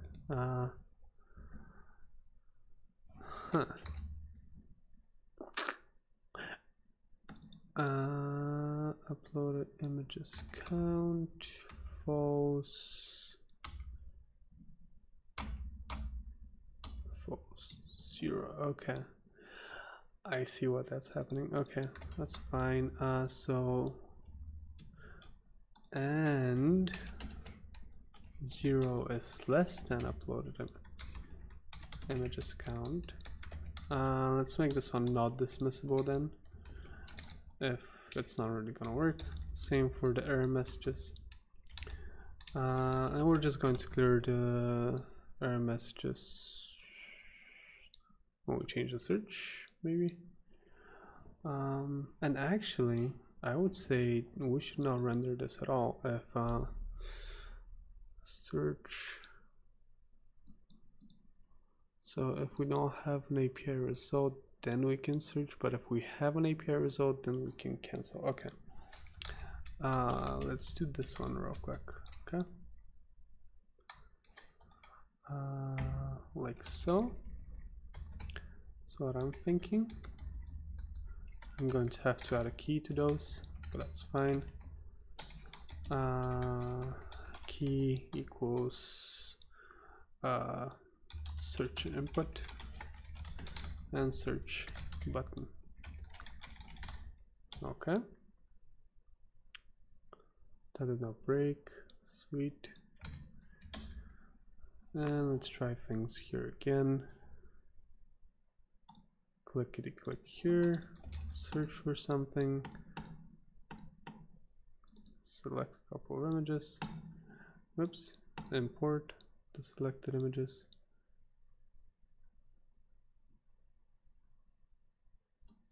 Downloaded 1 out of 2 images, okay, and then poof, it's gone. Sweet. Okay, now let's see what kind of data we receive on this end.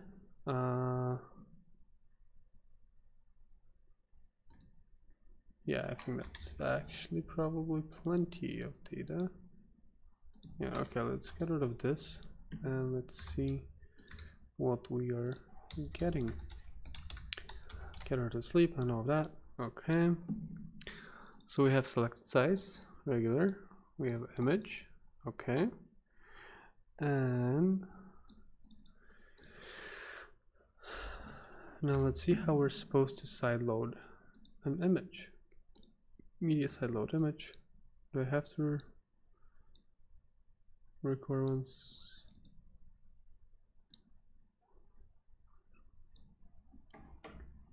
I'm not sure. Okay, well, it won't hurt to do that, right?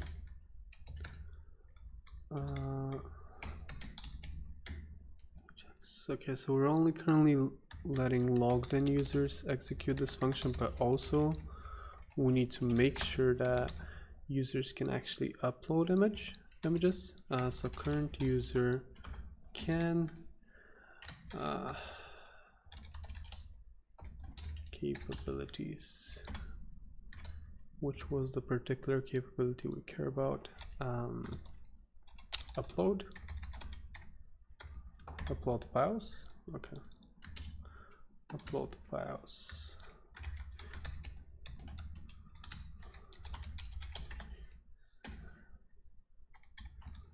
Error. You do not seem to be allowed to upload images. Perhaps you don't seem to be allowed to upload image. Yeah, let's just call it images. Okay. So that's gonna take care of that. Then the next thing should be, ooh, I do wanna send the post ID. How can we get access to the current post? So So I'm pretty sure this is not coming through right now. Yes. I think we have. Nope. No post ID.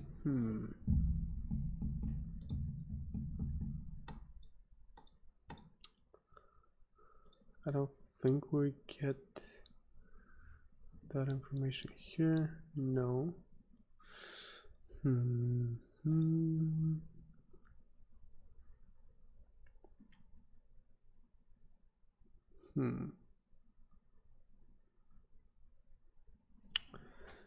Interesting.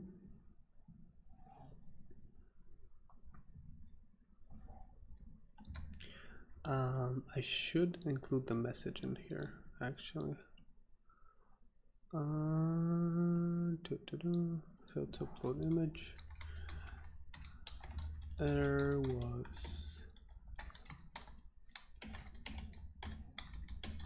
REST data error.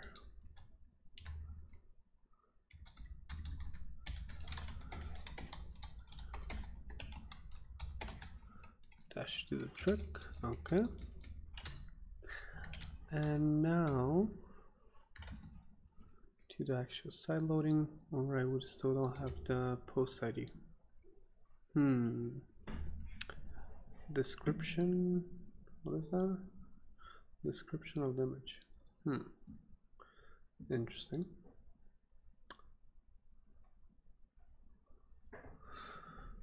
Does this enter a string of a populated HTML image tag on success or WP on failure? We could work with that, I guess. Okay. Oh, ID. Okay, we can do ID for attachment ID. Cool.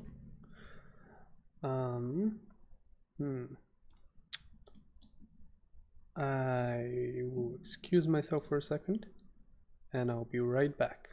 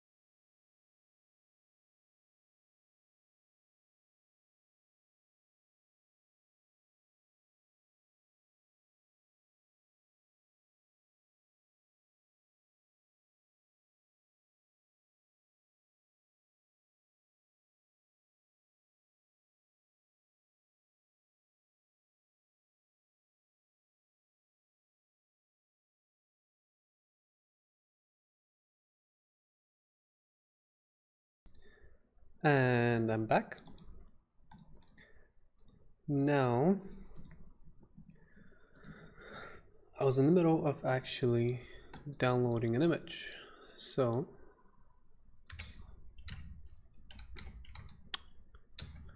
what I want to do in here is the following. So I want to download the image.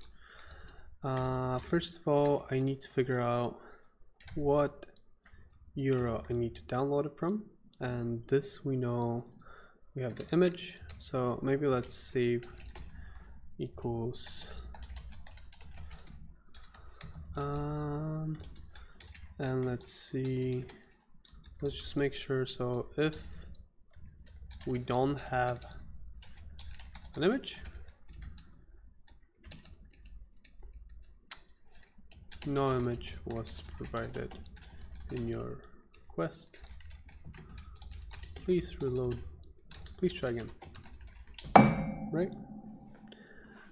Okay, so we care about the image, and we can maybe default the size.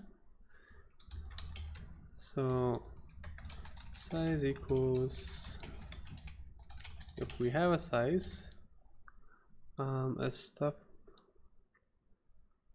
doesn't seem to be escaped. That's good.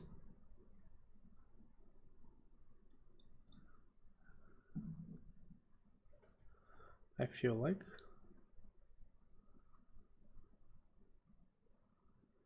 Well, let's just strip slashes deep, right?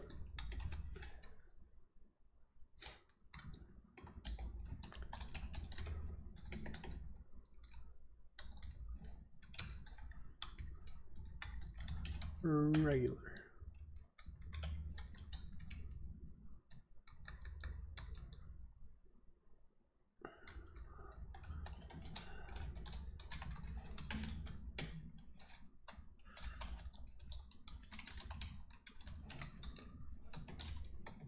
Let's make sure that it is one of the ones that we expect to see in there.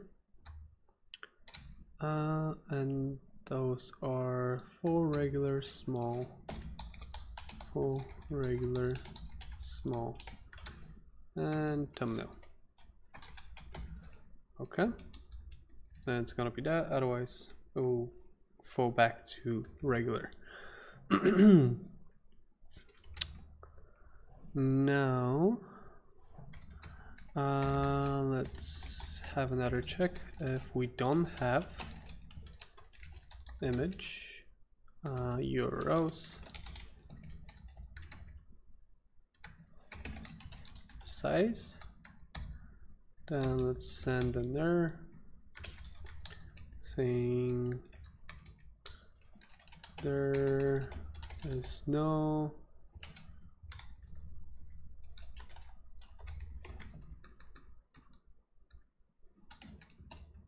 size for this image. There's no medium size for this image or whatever. Okay. So now we have confirmed that we have an image. We have confirmed that we have the URL for an image at the correct size, and links of HTML. Okay, so now what do we have to do? Right now, let's just start by sideloading the image, okay, without any attribution or anything like that. And then after that, we're going to actually add the proper attribution and everything that we need. Okay, so result, and if is that will be error result, then we're gonna send another message, which will be just result get error message, right? Okay, let's see. Habits, they're difficult to break sometimes. Result true. Okay.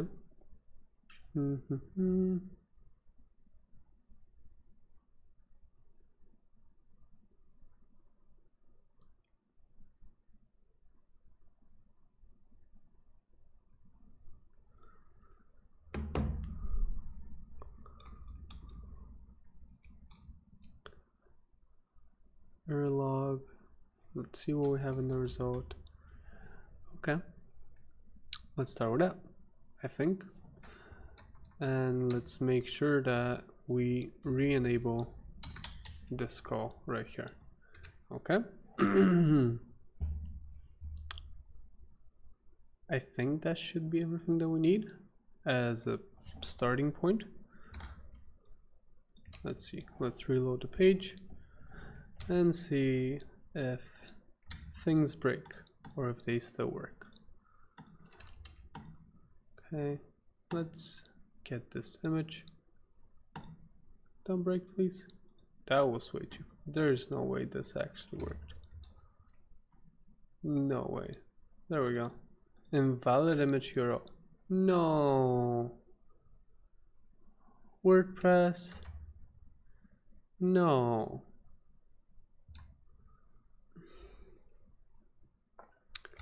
And apparently we cannot let the errors just disappear because that's kind of pointless. Blech. Okay.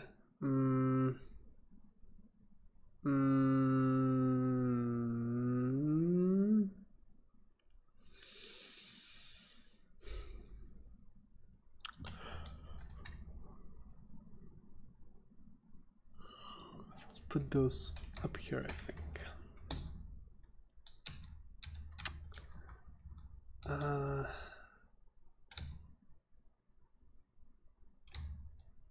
Is dismissible true?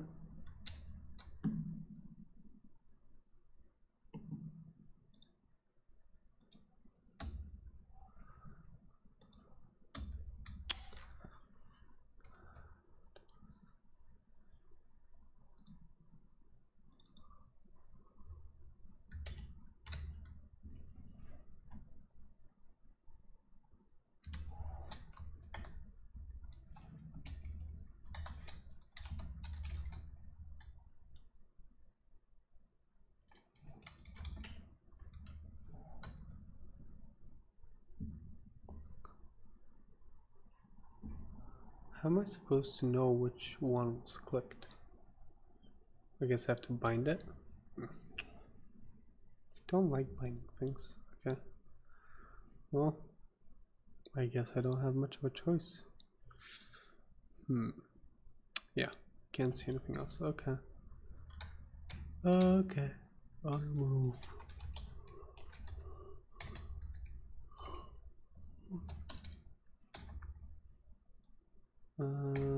Dismiss her message, bind this.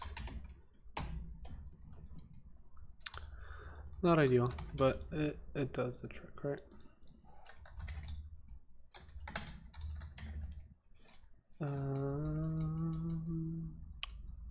How did bind work?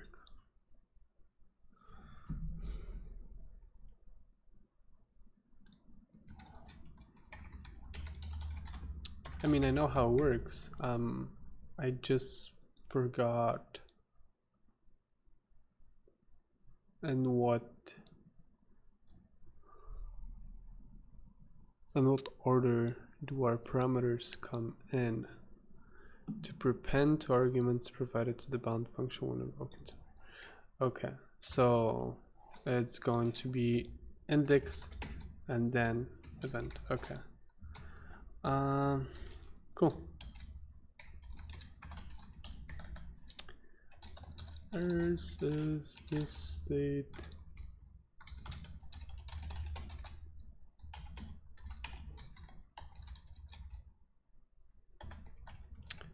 Errors and if it's not undefined index, then splice. I also forgot how that is. Global objects function bind. Nope. Right.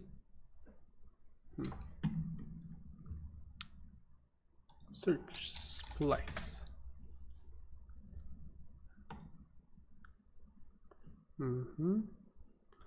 First index inserts replaces one element. Start delete count. Okay. Run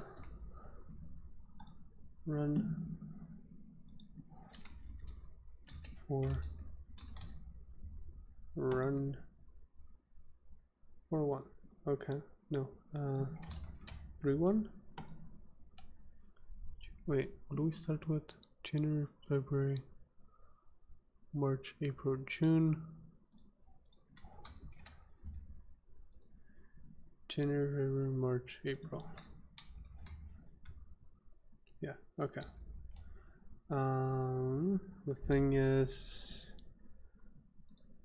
4. Okay, well, let's do 0.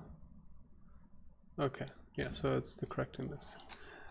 Index 1 set state errors.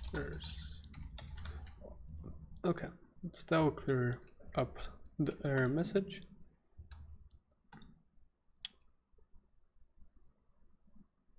Oh yeah, both sides. That's fine. Let's just set it to 0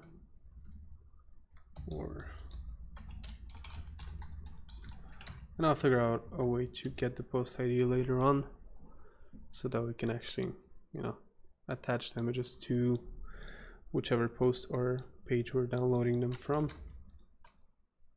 Let's try and import. Can only update a mounting components. Set state unmounted component.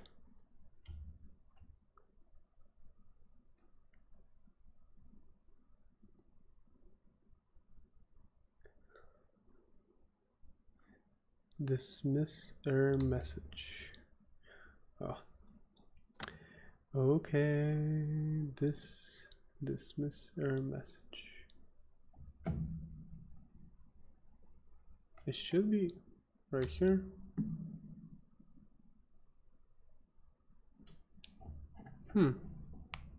Really?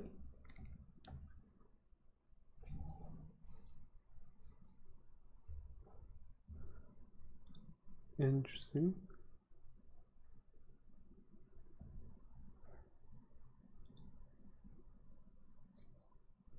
Oh, because we're mapping them.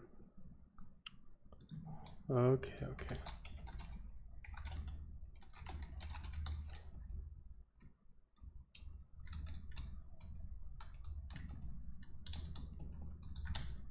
How about that? That should do the trick.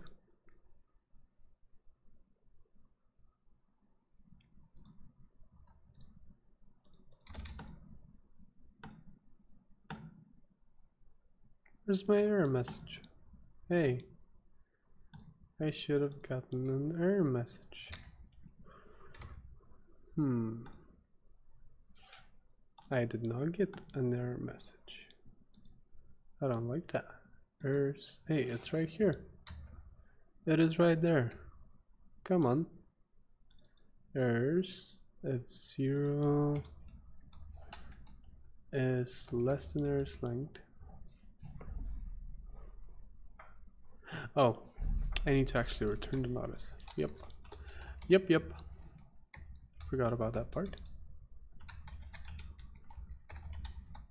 Okay. Now we should actually see our little error message. Well, it's probably gonna be quite a big error message. Hey.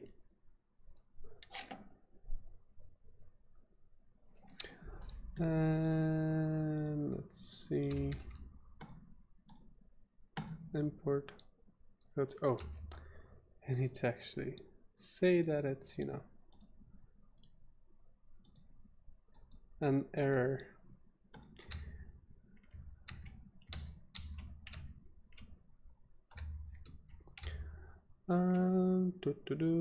Status error. Okay. Refresh that.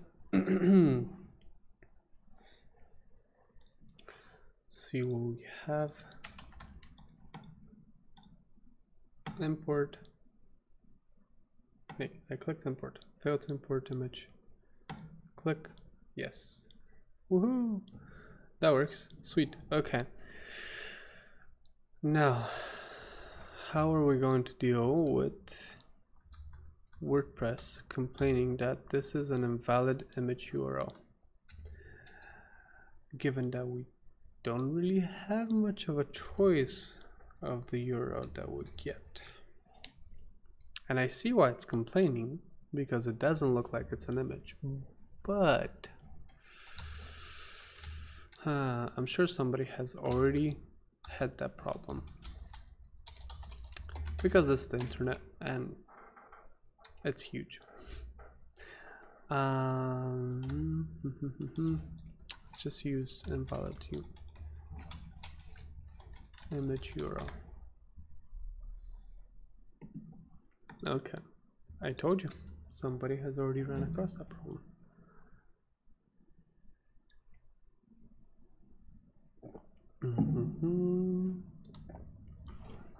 Invalid. No. Yep, that is the same thing we're using. If you're using this function as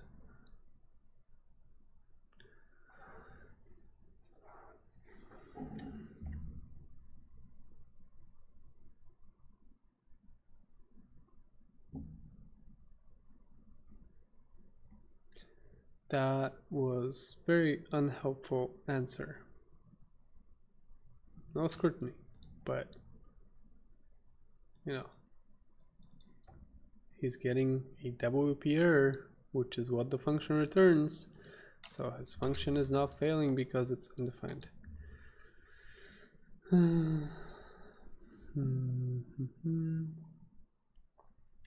Okay, but I give up, you know, with my 1 minute of searching.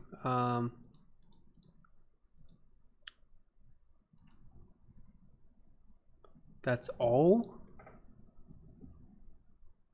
Can I trick it? Can I cheat it? I mean, if I can, I'm perfectly happy to do that. So two questions. Question number one, can I add .jpeg to the URL of Unsplash? It doesn't care. Okay, now can I, is it gonna be a JPEG or is it, let's see what we're actually getting to make sure that, you know, headers, yay, whoa, very slow, come on, don't freeze on me, please. Okay, so the answer to question number one is yes, we can add stuff to the URL. Good. Response headers, content type, image JPEG. Okay. Yes. So, question number two, is WordPress going to accept our trickery? It seems like it should. Subverse fix file name for query strings.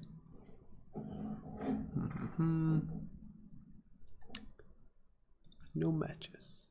Base name matches 0. That might not really work. I don't know.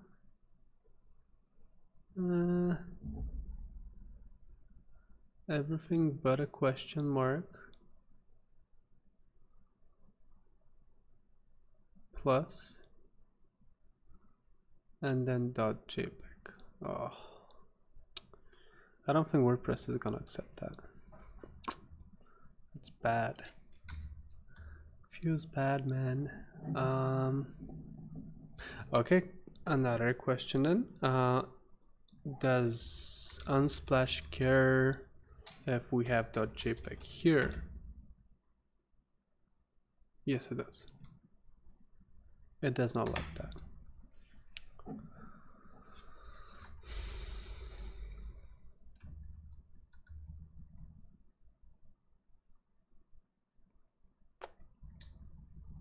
I don't like that. I mean, after all this, you know, the final solution would be to just simply do something else, like copy all of this stuff over. And I mean, it's not really even that much code, so we can just do that. I just don't like having to do that, because then something might change and I wouldn't even know. Okay, well, first of all, let's try and, you know, trick it this way by just saying end.jpg. I'm pretty sure it's not gonna work based on the code and media side load image, but let's give it a try. Okay, let's just give it a try. That's not correct. I need to clear my selected images. Yes, most certainly I do.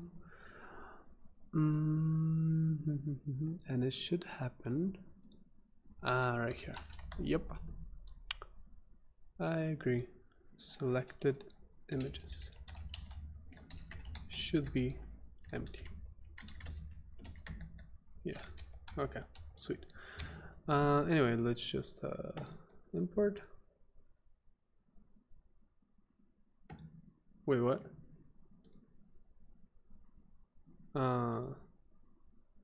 Wait, what?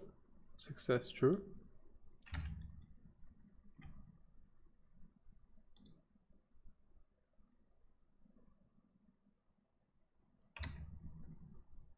What?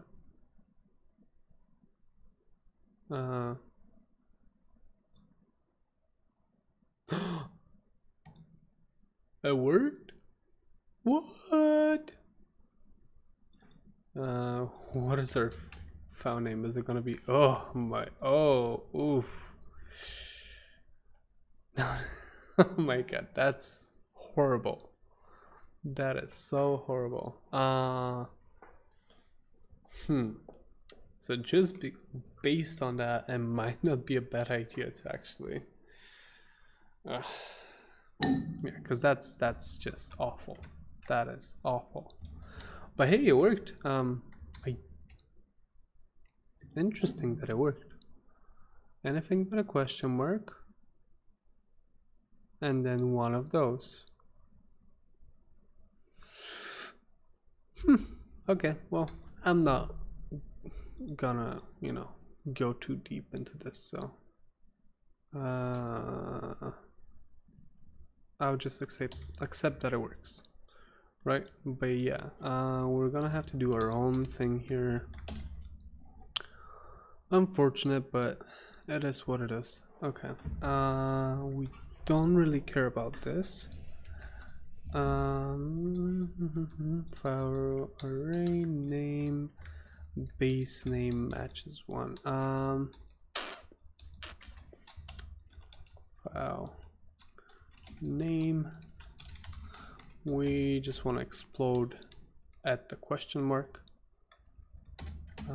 and this takes delimiter and string. Okay, and we want to explode this one.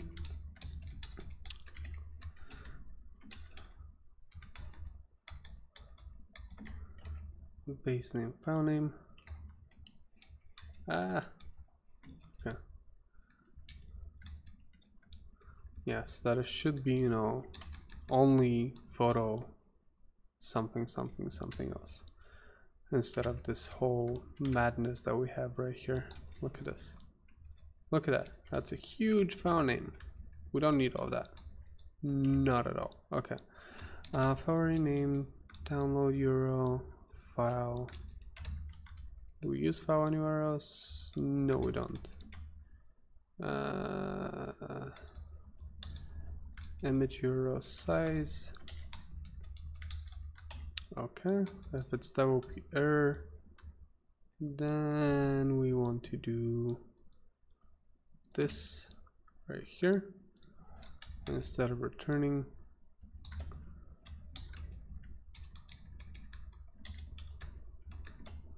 do like that.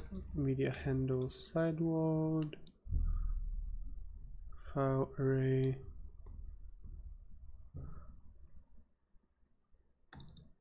Oh, okay. Okay, that's fine. Store stuff, blah blah blah, post ID, description, and we'll deal with the description a little bit later, I think. So let's just say description is empty for right now. Okay.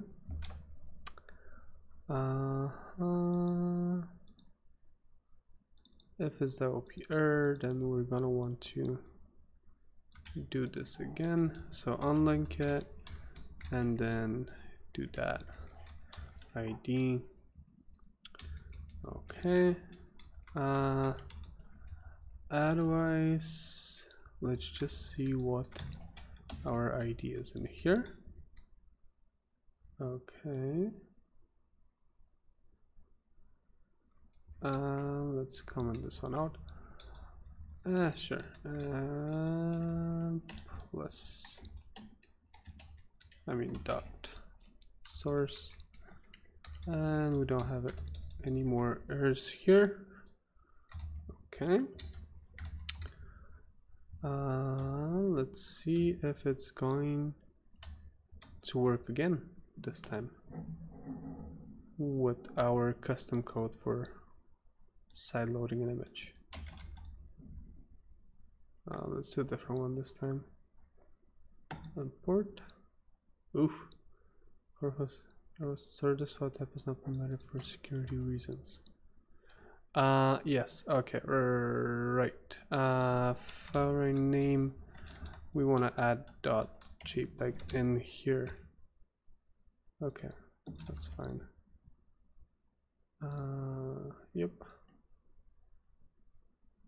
Hey, come here. Sweet. And we should have it in here now. Sweet. Unnamed file JPEG. Where did I go wrong this time? Base name expects permanent array given and on line 190. Base name. Oh, sorry about that. Yeah, that should actually do the trick now. Okay, let's get rid of this real quick and import, and we should actually, ta-da, dun dun dun dun dun dun dun, and we have a way more, acceptable file name, because look at that was just insane. Okay, I can work with that. So we still have a couple of things here, and what I love is that it's boom, it's in here, right away. No, wait, it's not in there. Oh yeah, see, that's what I was talking about, or maybe I wasn't talking about, maybe I was just thinking about it. Yeah, if you open the media library once and then import an image from Unsplash, we don't have, your library is not gonna update itself right away. If you do this, then yes, it will update itself, but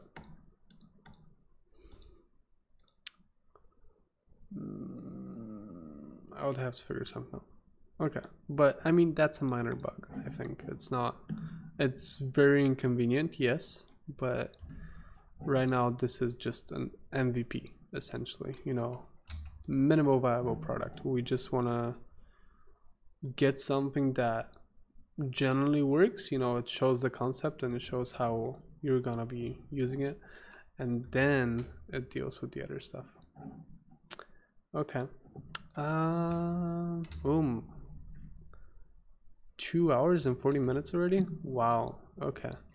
I think I'll have to wrap it up quite soon, but photo. Okay, title, caption, description. So I think the title is going to be, the title of the photo is going to be the description,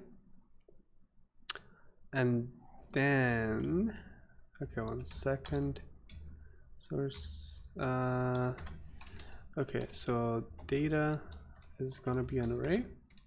We're just gonna call, whoops, data ID is our ID. Post title is going to be image. Description. It could be quite long, but I think that will be okay for right now. Now caption, on the other hand, should be based on their guidelines, and I'll have to just look up what they are again. WordPress update attach caption PHP metadata. What is the caption? Is the caption the get attachment, not a caption? There will be get attachment.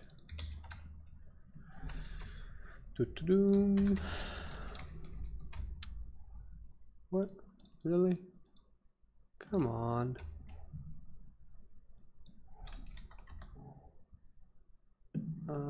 Media PHP. Okay, did you manage to find it? No, nope. Still haven't found it.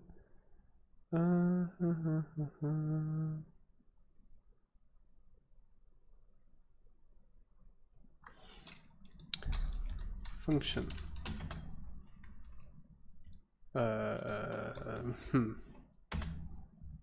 What? How is that not an actual function?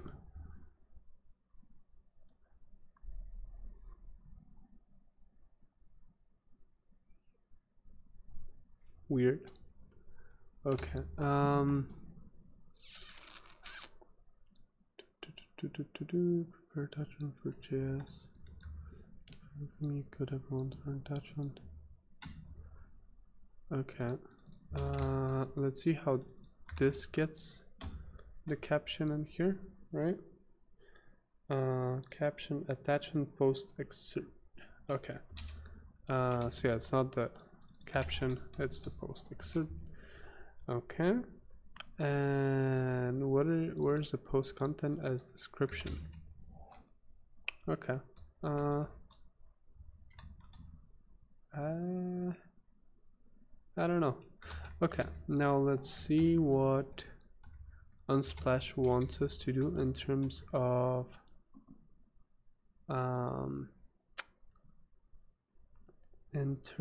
credits.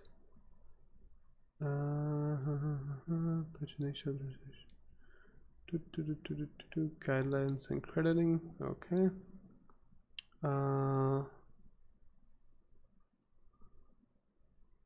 Hot linking. Okay. And follow the API guidelines. Technical guidelines.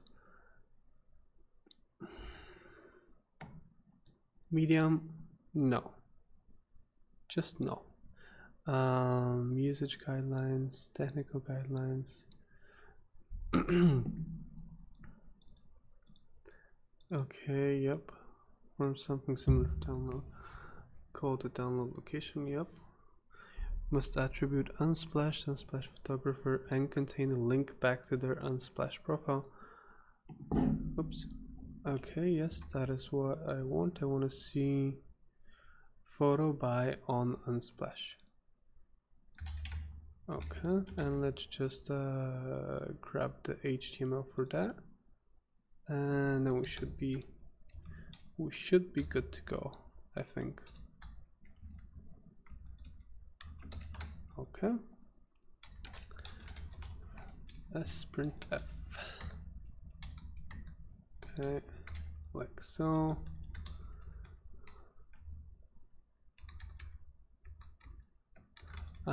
This can probably be like this, and it should get escaped when we're showing it on the front end.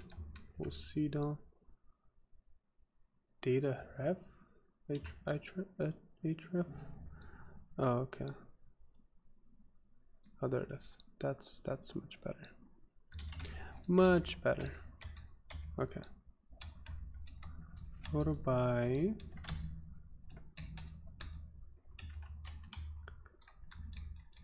on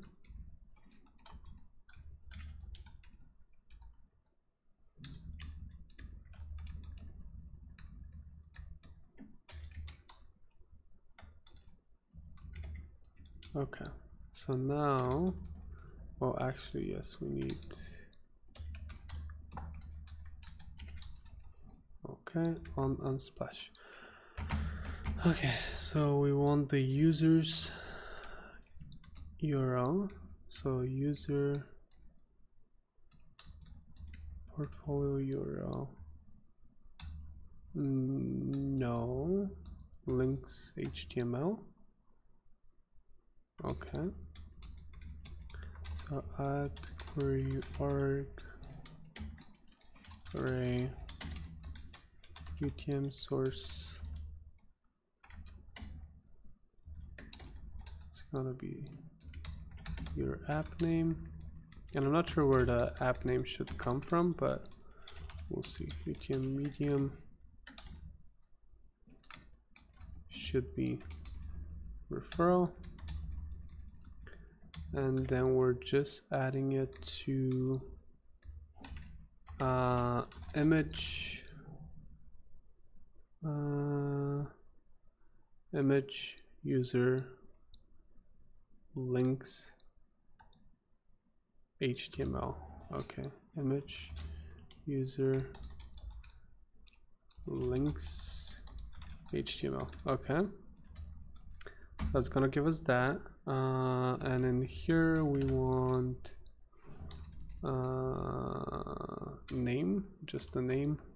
Yeah, okay, so image user name, right? Image user name. Okay, cool, very cool. And then just a link to Unsplash. So let's just kind of copy this thing, and we'll just replace this link right here. Well,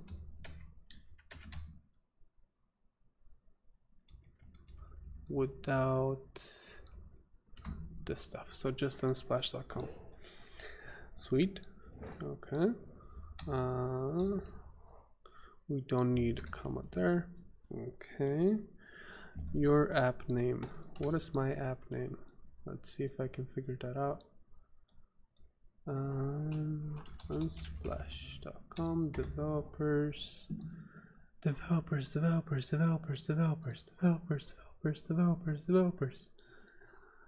Bonus points if somebody knows where that's coming from. Let me know in the comments down below. Yes, it's a little bit late. Pardon me on that, but okay. So just the actual name of the application? Really? Can I change the name of my application? Edit. I can change my application name. So what's the purpose of doing actual application name? I don't know, but I guess it's just really the application name. Okay. Sure. I guess your app name medium referral. I do want to see what does it show.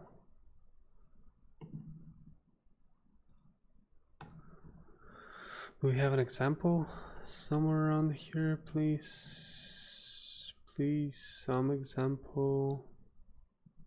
No example.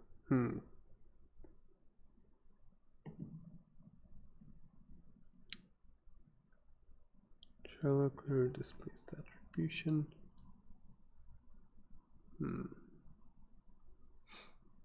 Remember to include the UTM tags with your app name and snake case.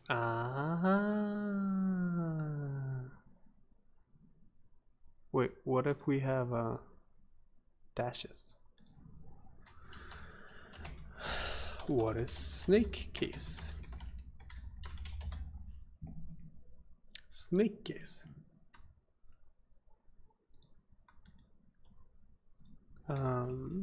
Does WordPress have a utility function for snake case?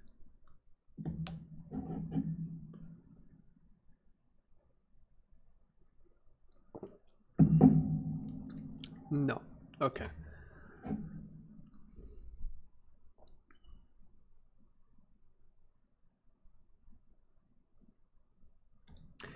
Okay. I'm going to do something that might seem silly, but converter. I mean, that is what one has to do to make sure that I understand system, but convert to snake case toward the core Gutenberg. Wait, that doesn't seem like snake case. It's not lowercasing. Which the word components underscores instead of spaces. All the words are usually all written in lowercase. Snake case becomes snake case. Hey, your converter is not working properly, guys. Snake is going. It's just written camel case, then text that needs to be submitted. Screaming snake case. Oh, that's funny. I guess text snake case. But why? Wait, what? Nothing.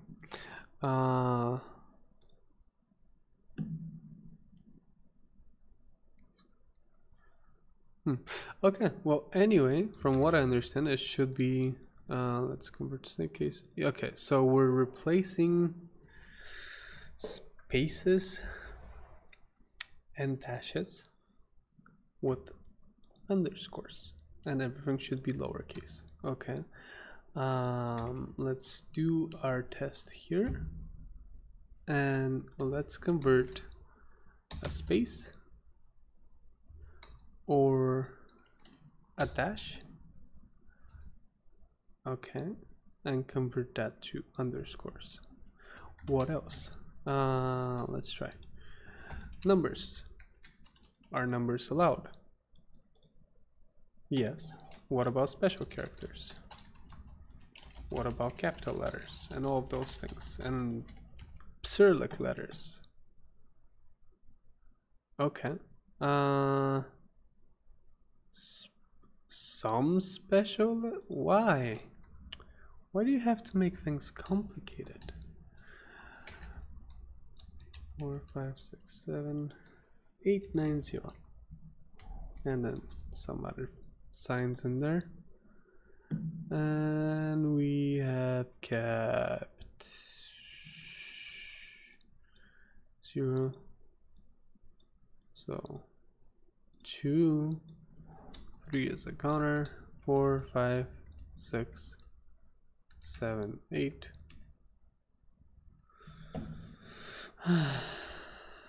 I don't understand that. What if we already have an underscore that will remain there? Okay, snake case, regular expression. What about that? It's the internet after all.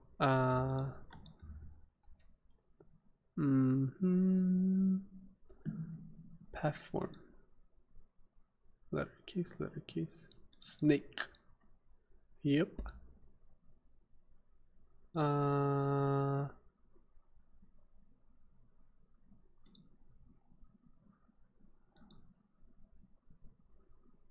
Nope. Snake. That's what we're looking for. Parse. Pascal. Snake. Okay. Array map. This parts.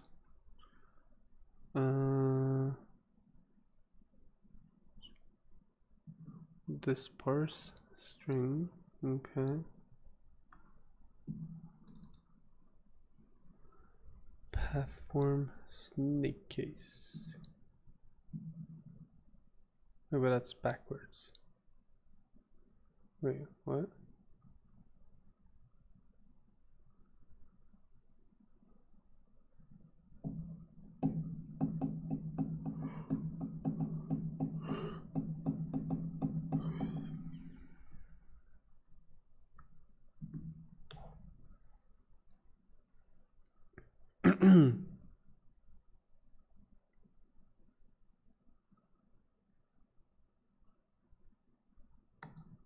That doesn't seem right.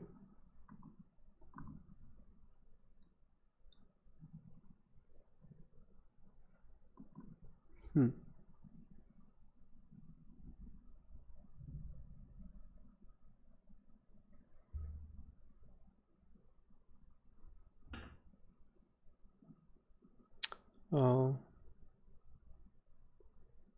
that's different.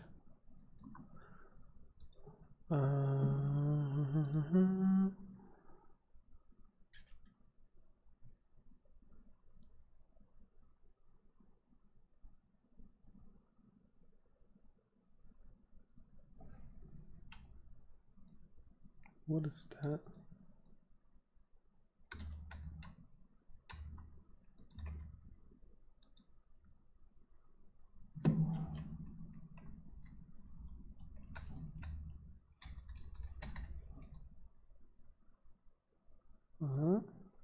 No. Not a regular expression. Transform snake case to camel case with said. Interesting. But that is not, no. Document, select renaming conventions. Snake. Kebab case. Ooh. Pardon me.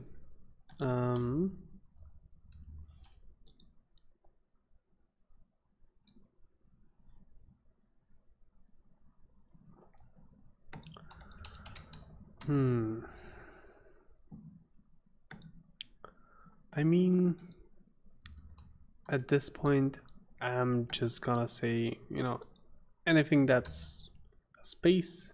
Well, no. Anything that is not A to Z, and that is not A to Z, and that is not a digit, gets converted to underscores, and then we'll just get rid of the extra underscores. How about that? You know, that seems simpler. Okay, I like that. I like that. Okay. App name.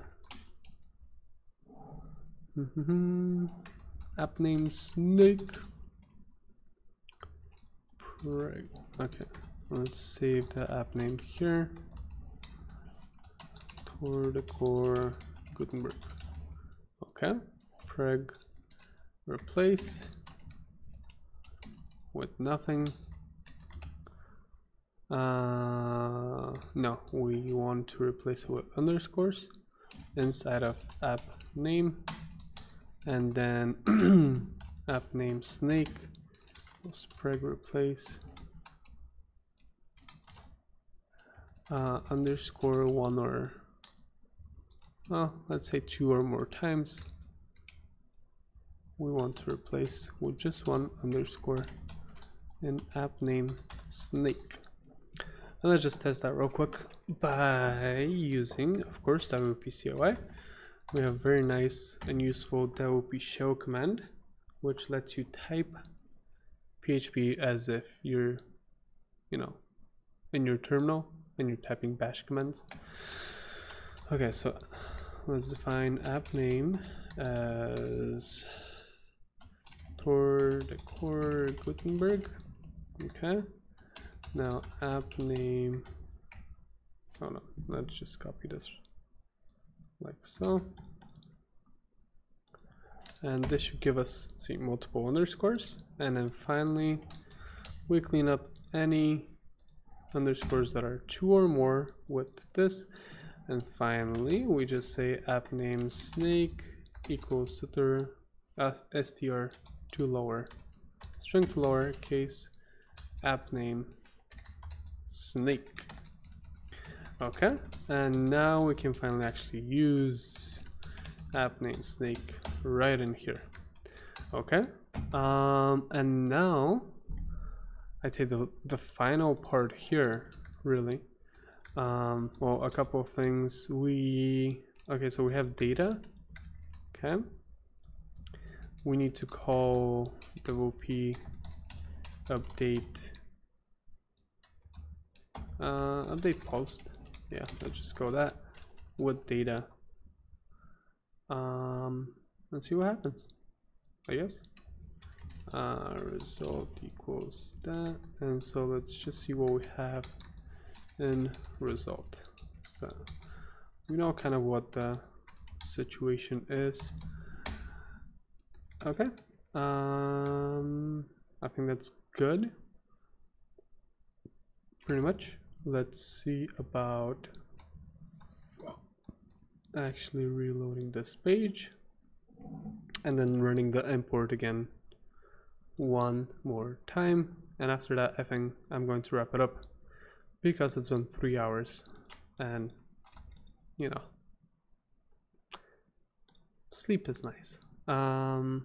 Regular size, import the image, success, open the media library, it's here, photo by, ta-da, let's select this image, photo by, no,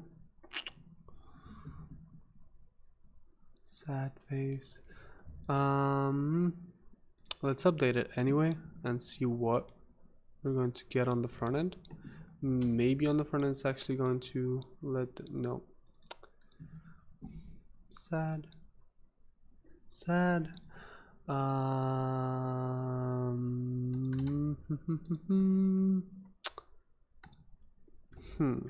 Which image is that?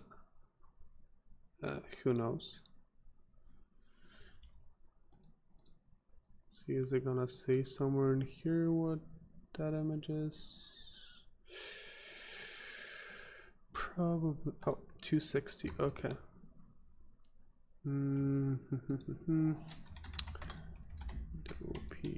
WPDB COI select post excerpt from WP posts where ID equals this. Huh?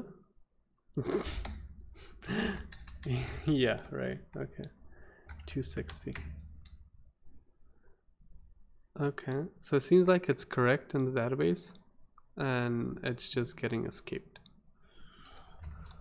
Okay, WordPress, HTML, and image caption.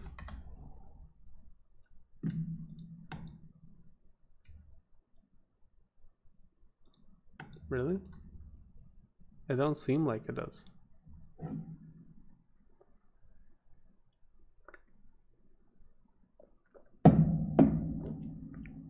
It says it should.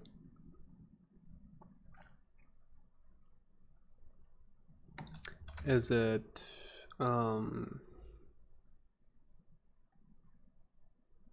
it does seem to support it.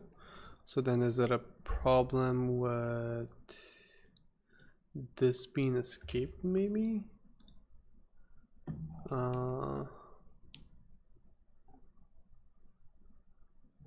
wait.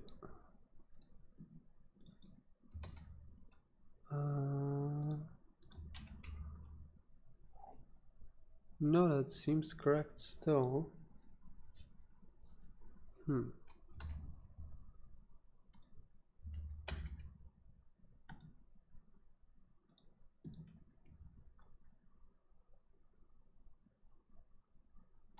Okay, what if we try and simplify this a little bit?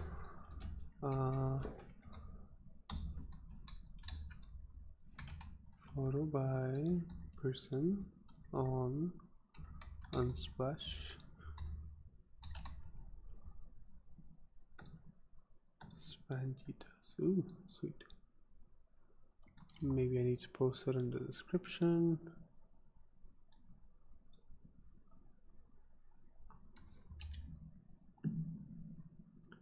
I probably have to hit select. I assume, yeah. Okay. Select. Does not want you. Why not? Why? Oh, what just happened? I want to expand the details. Okay. Select. Yeah. Description is not shown anywhere. What if we delete the caption?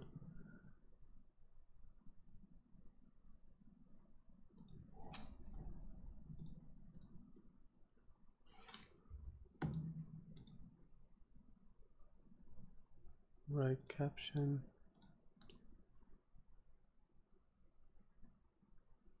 Select. Sad. I'm so sad. Huh. Is it because Gutenberg itself doesn't support it? Maybe. I mean, it should support links. Look at that. Okay, let's try this. And this might be an issue on GitHub already. I'll have to check. Yeah, cause see, it totally supports links, right? But then it just doesn't read them initially.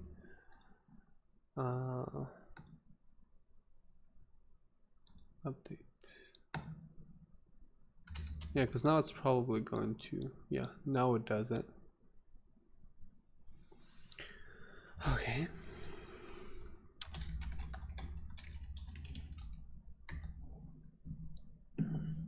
Let's see. Image caption. Oh, I need one more thing. Which would be to update post meta. ID and TDC.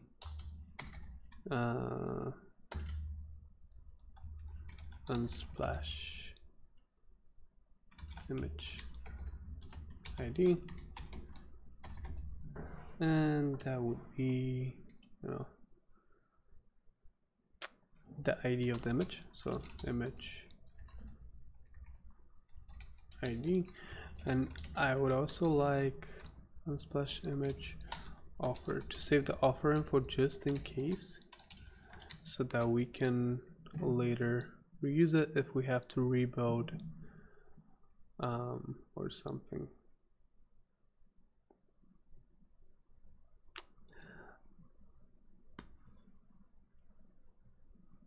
Yeah, let's do that.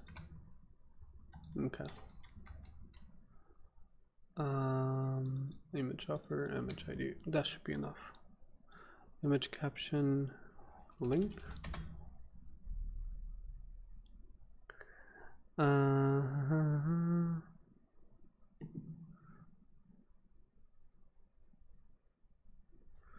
Adding links in image caption adds links to image not select.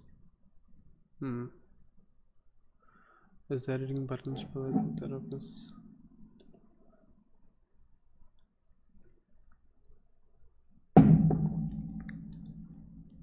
That's something else, and that's old.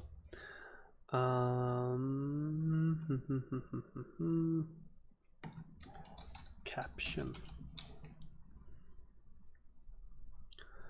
Problems converting a bootstrap page.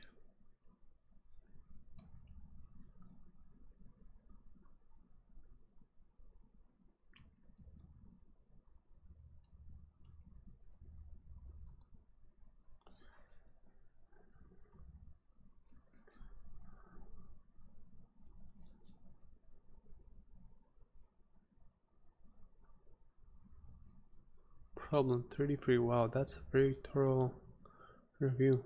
Very nice.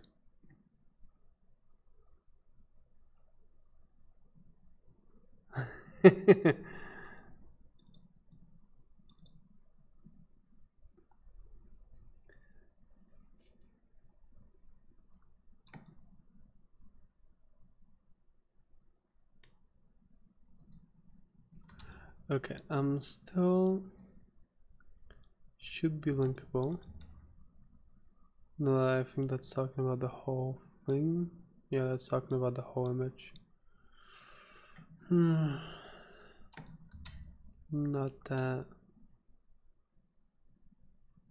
Okay, well, a block image, defining blocks in the editor, option to delete or duplicate a block. Okay, well, I'm going to deal with this next week, probably. The important thing though is actually a couple of things. First of all, and let me just run the actual search again, so that we're not using the dummy search, which is right here. And let's comment this out. Okay, so now we're going to use the actual search, and okay, I can close a bunch of those now.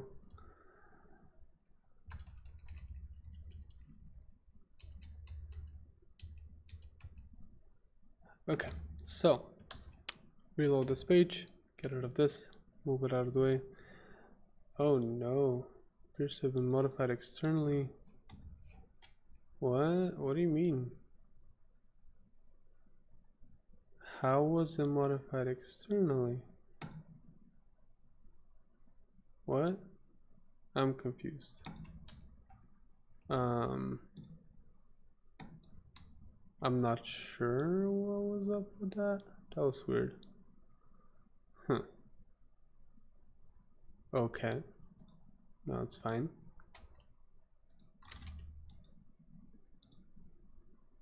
Confusing.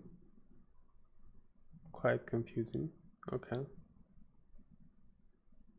Anyway, the important thing is that I improved the search a tiny bit.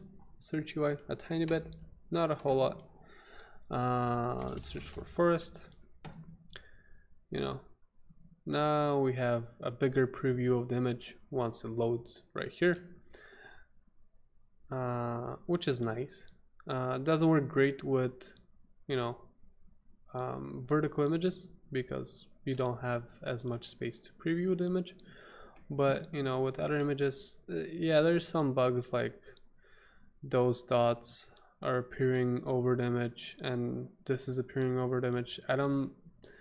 Without rendering the image somewhere else, like attaching it to the body, I don't know if I can actually fix this problem. But again, this is an MVP, you know, it's not like it's covering the whole image, so it's fine by me. Yeah, so you know, you get a nice big preview of the image so that you can see more than just this little teeny tiny thumbnail right there, which is nice. And then you can select, you know, a couple of images, say, okay, I like all of these, they're pretty cool images, I want to have them on my site. Okay, so you select them, you can unselect them as well, and you get these little check boxes. And you go back all the way back to the top and you can pick a size.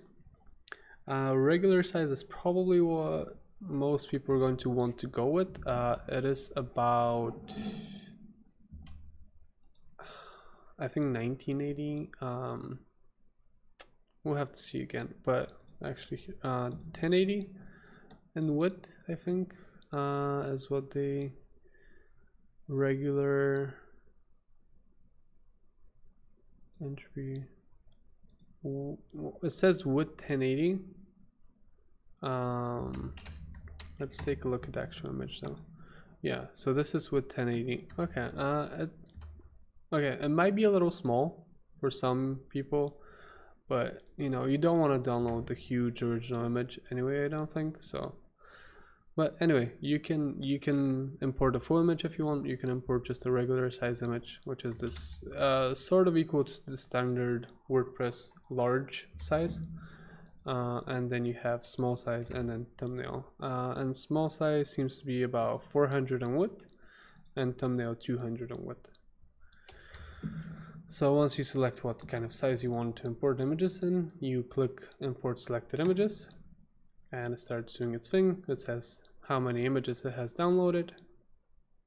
Okay, once it's done, it just clears the search results. I'm not sure if I want to do this still, if I want to clear them automatically. Maybe I don't. Maybe I just want to leave them on screen. Anyway, and then when you click edit image, if you're loading the media gallery model for the first time, the images will show up on their own. Otherwise, you might have to go to the dates and select, you know, the current month. So it will run a query and get the images. Yeah, and here's our images. They're right here. We do have, inside of the caption, we do have the credits as they should be. You can see right here.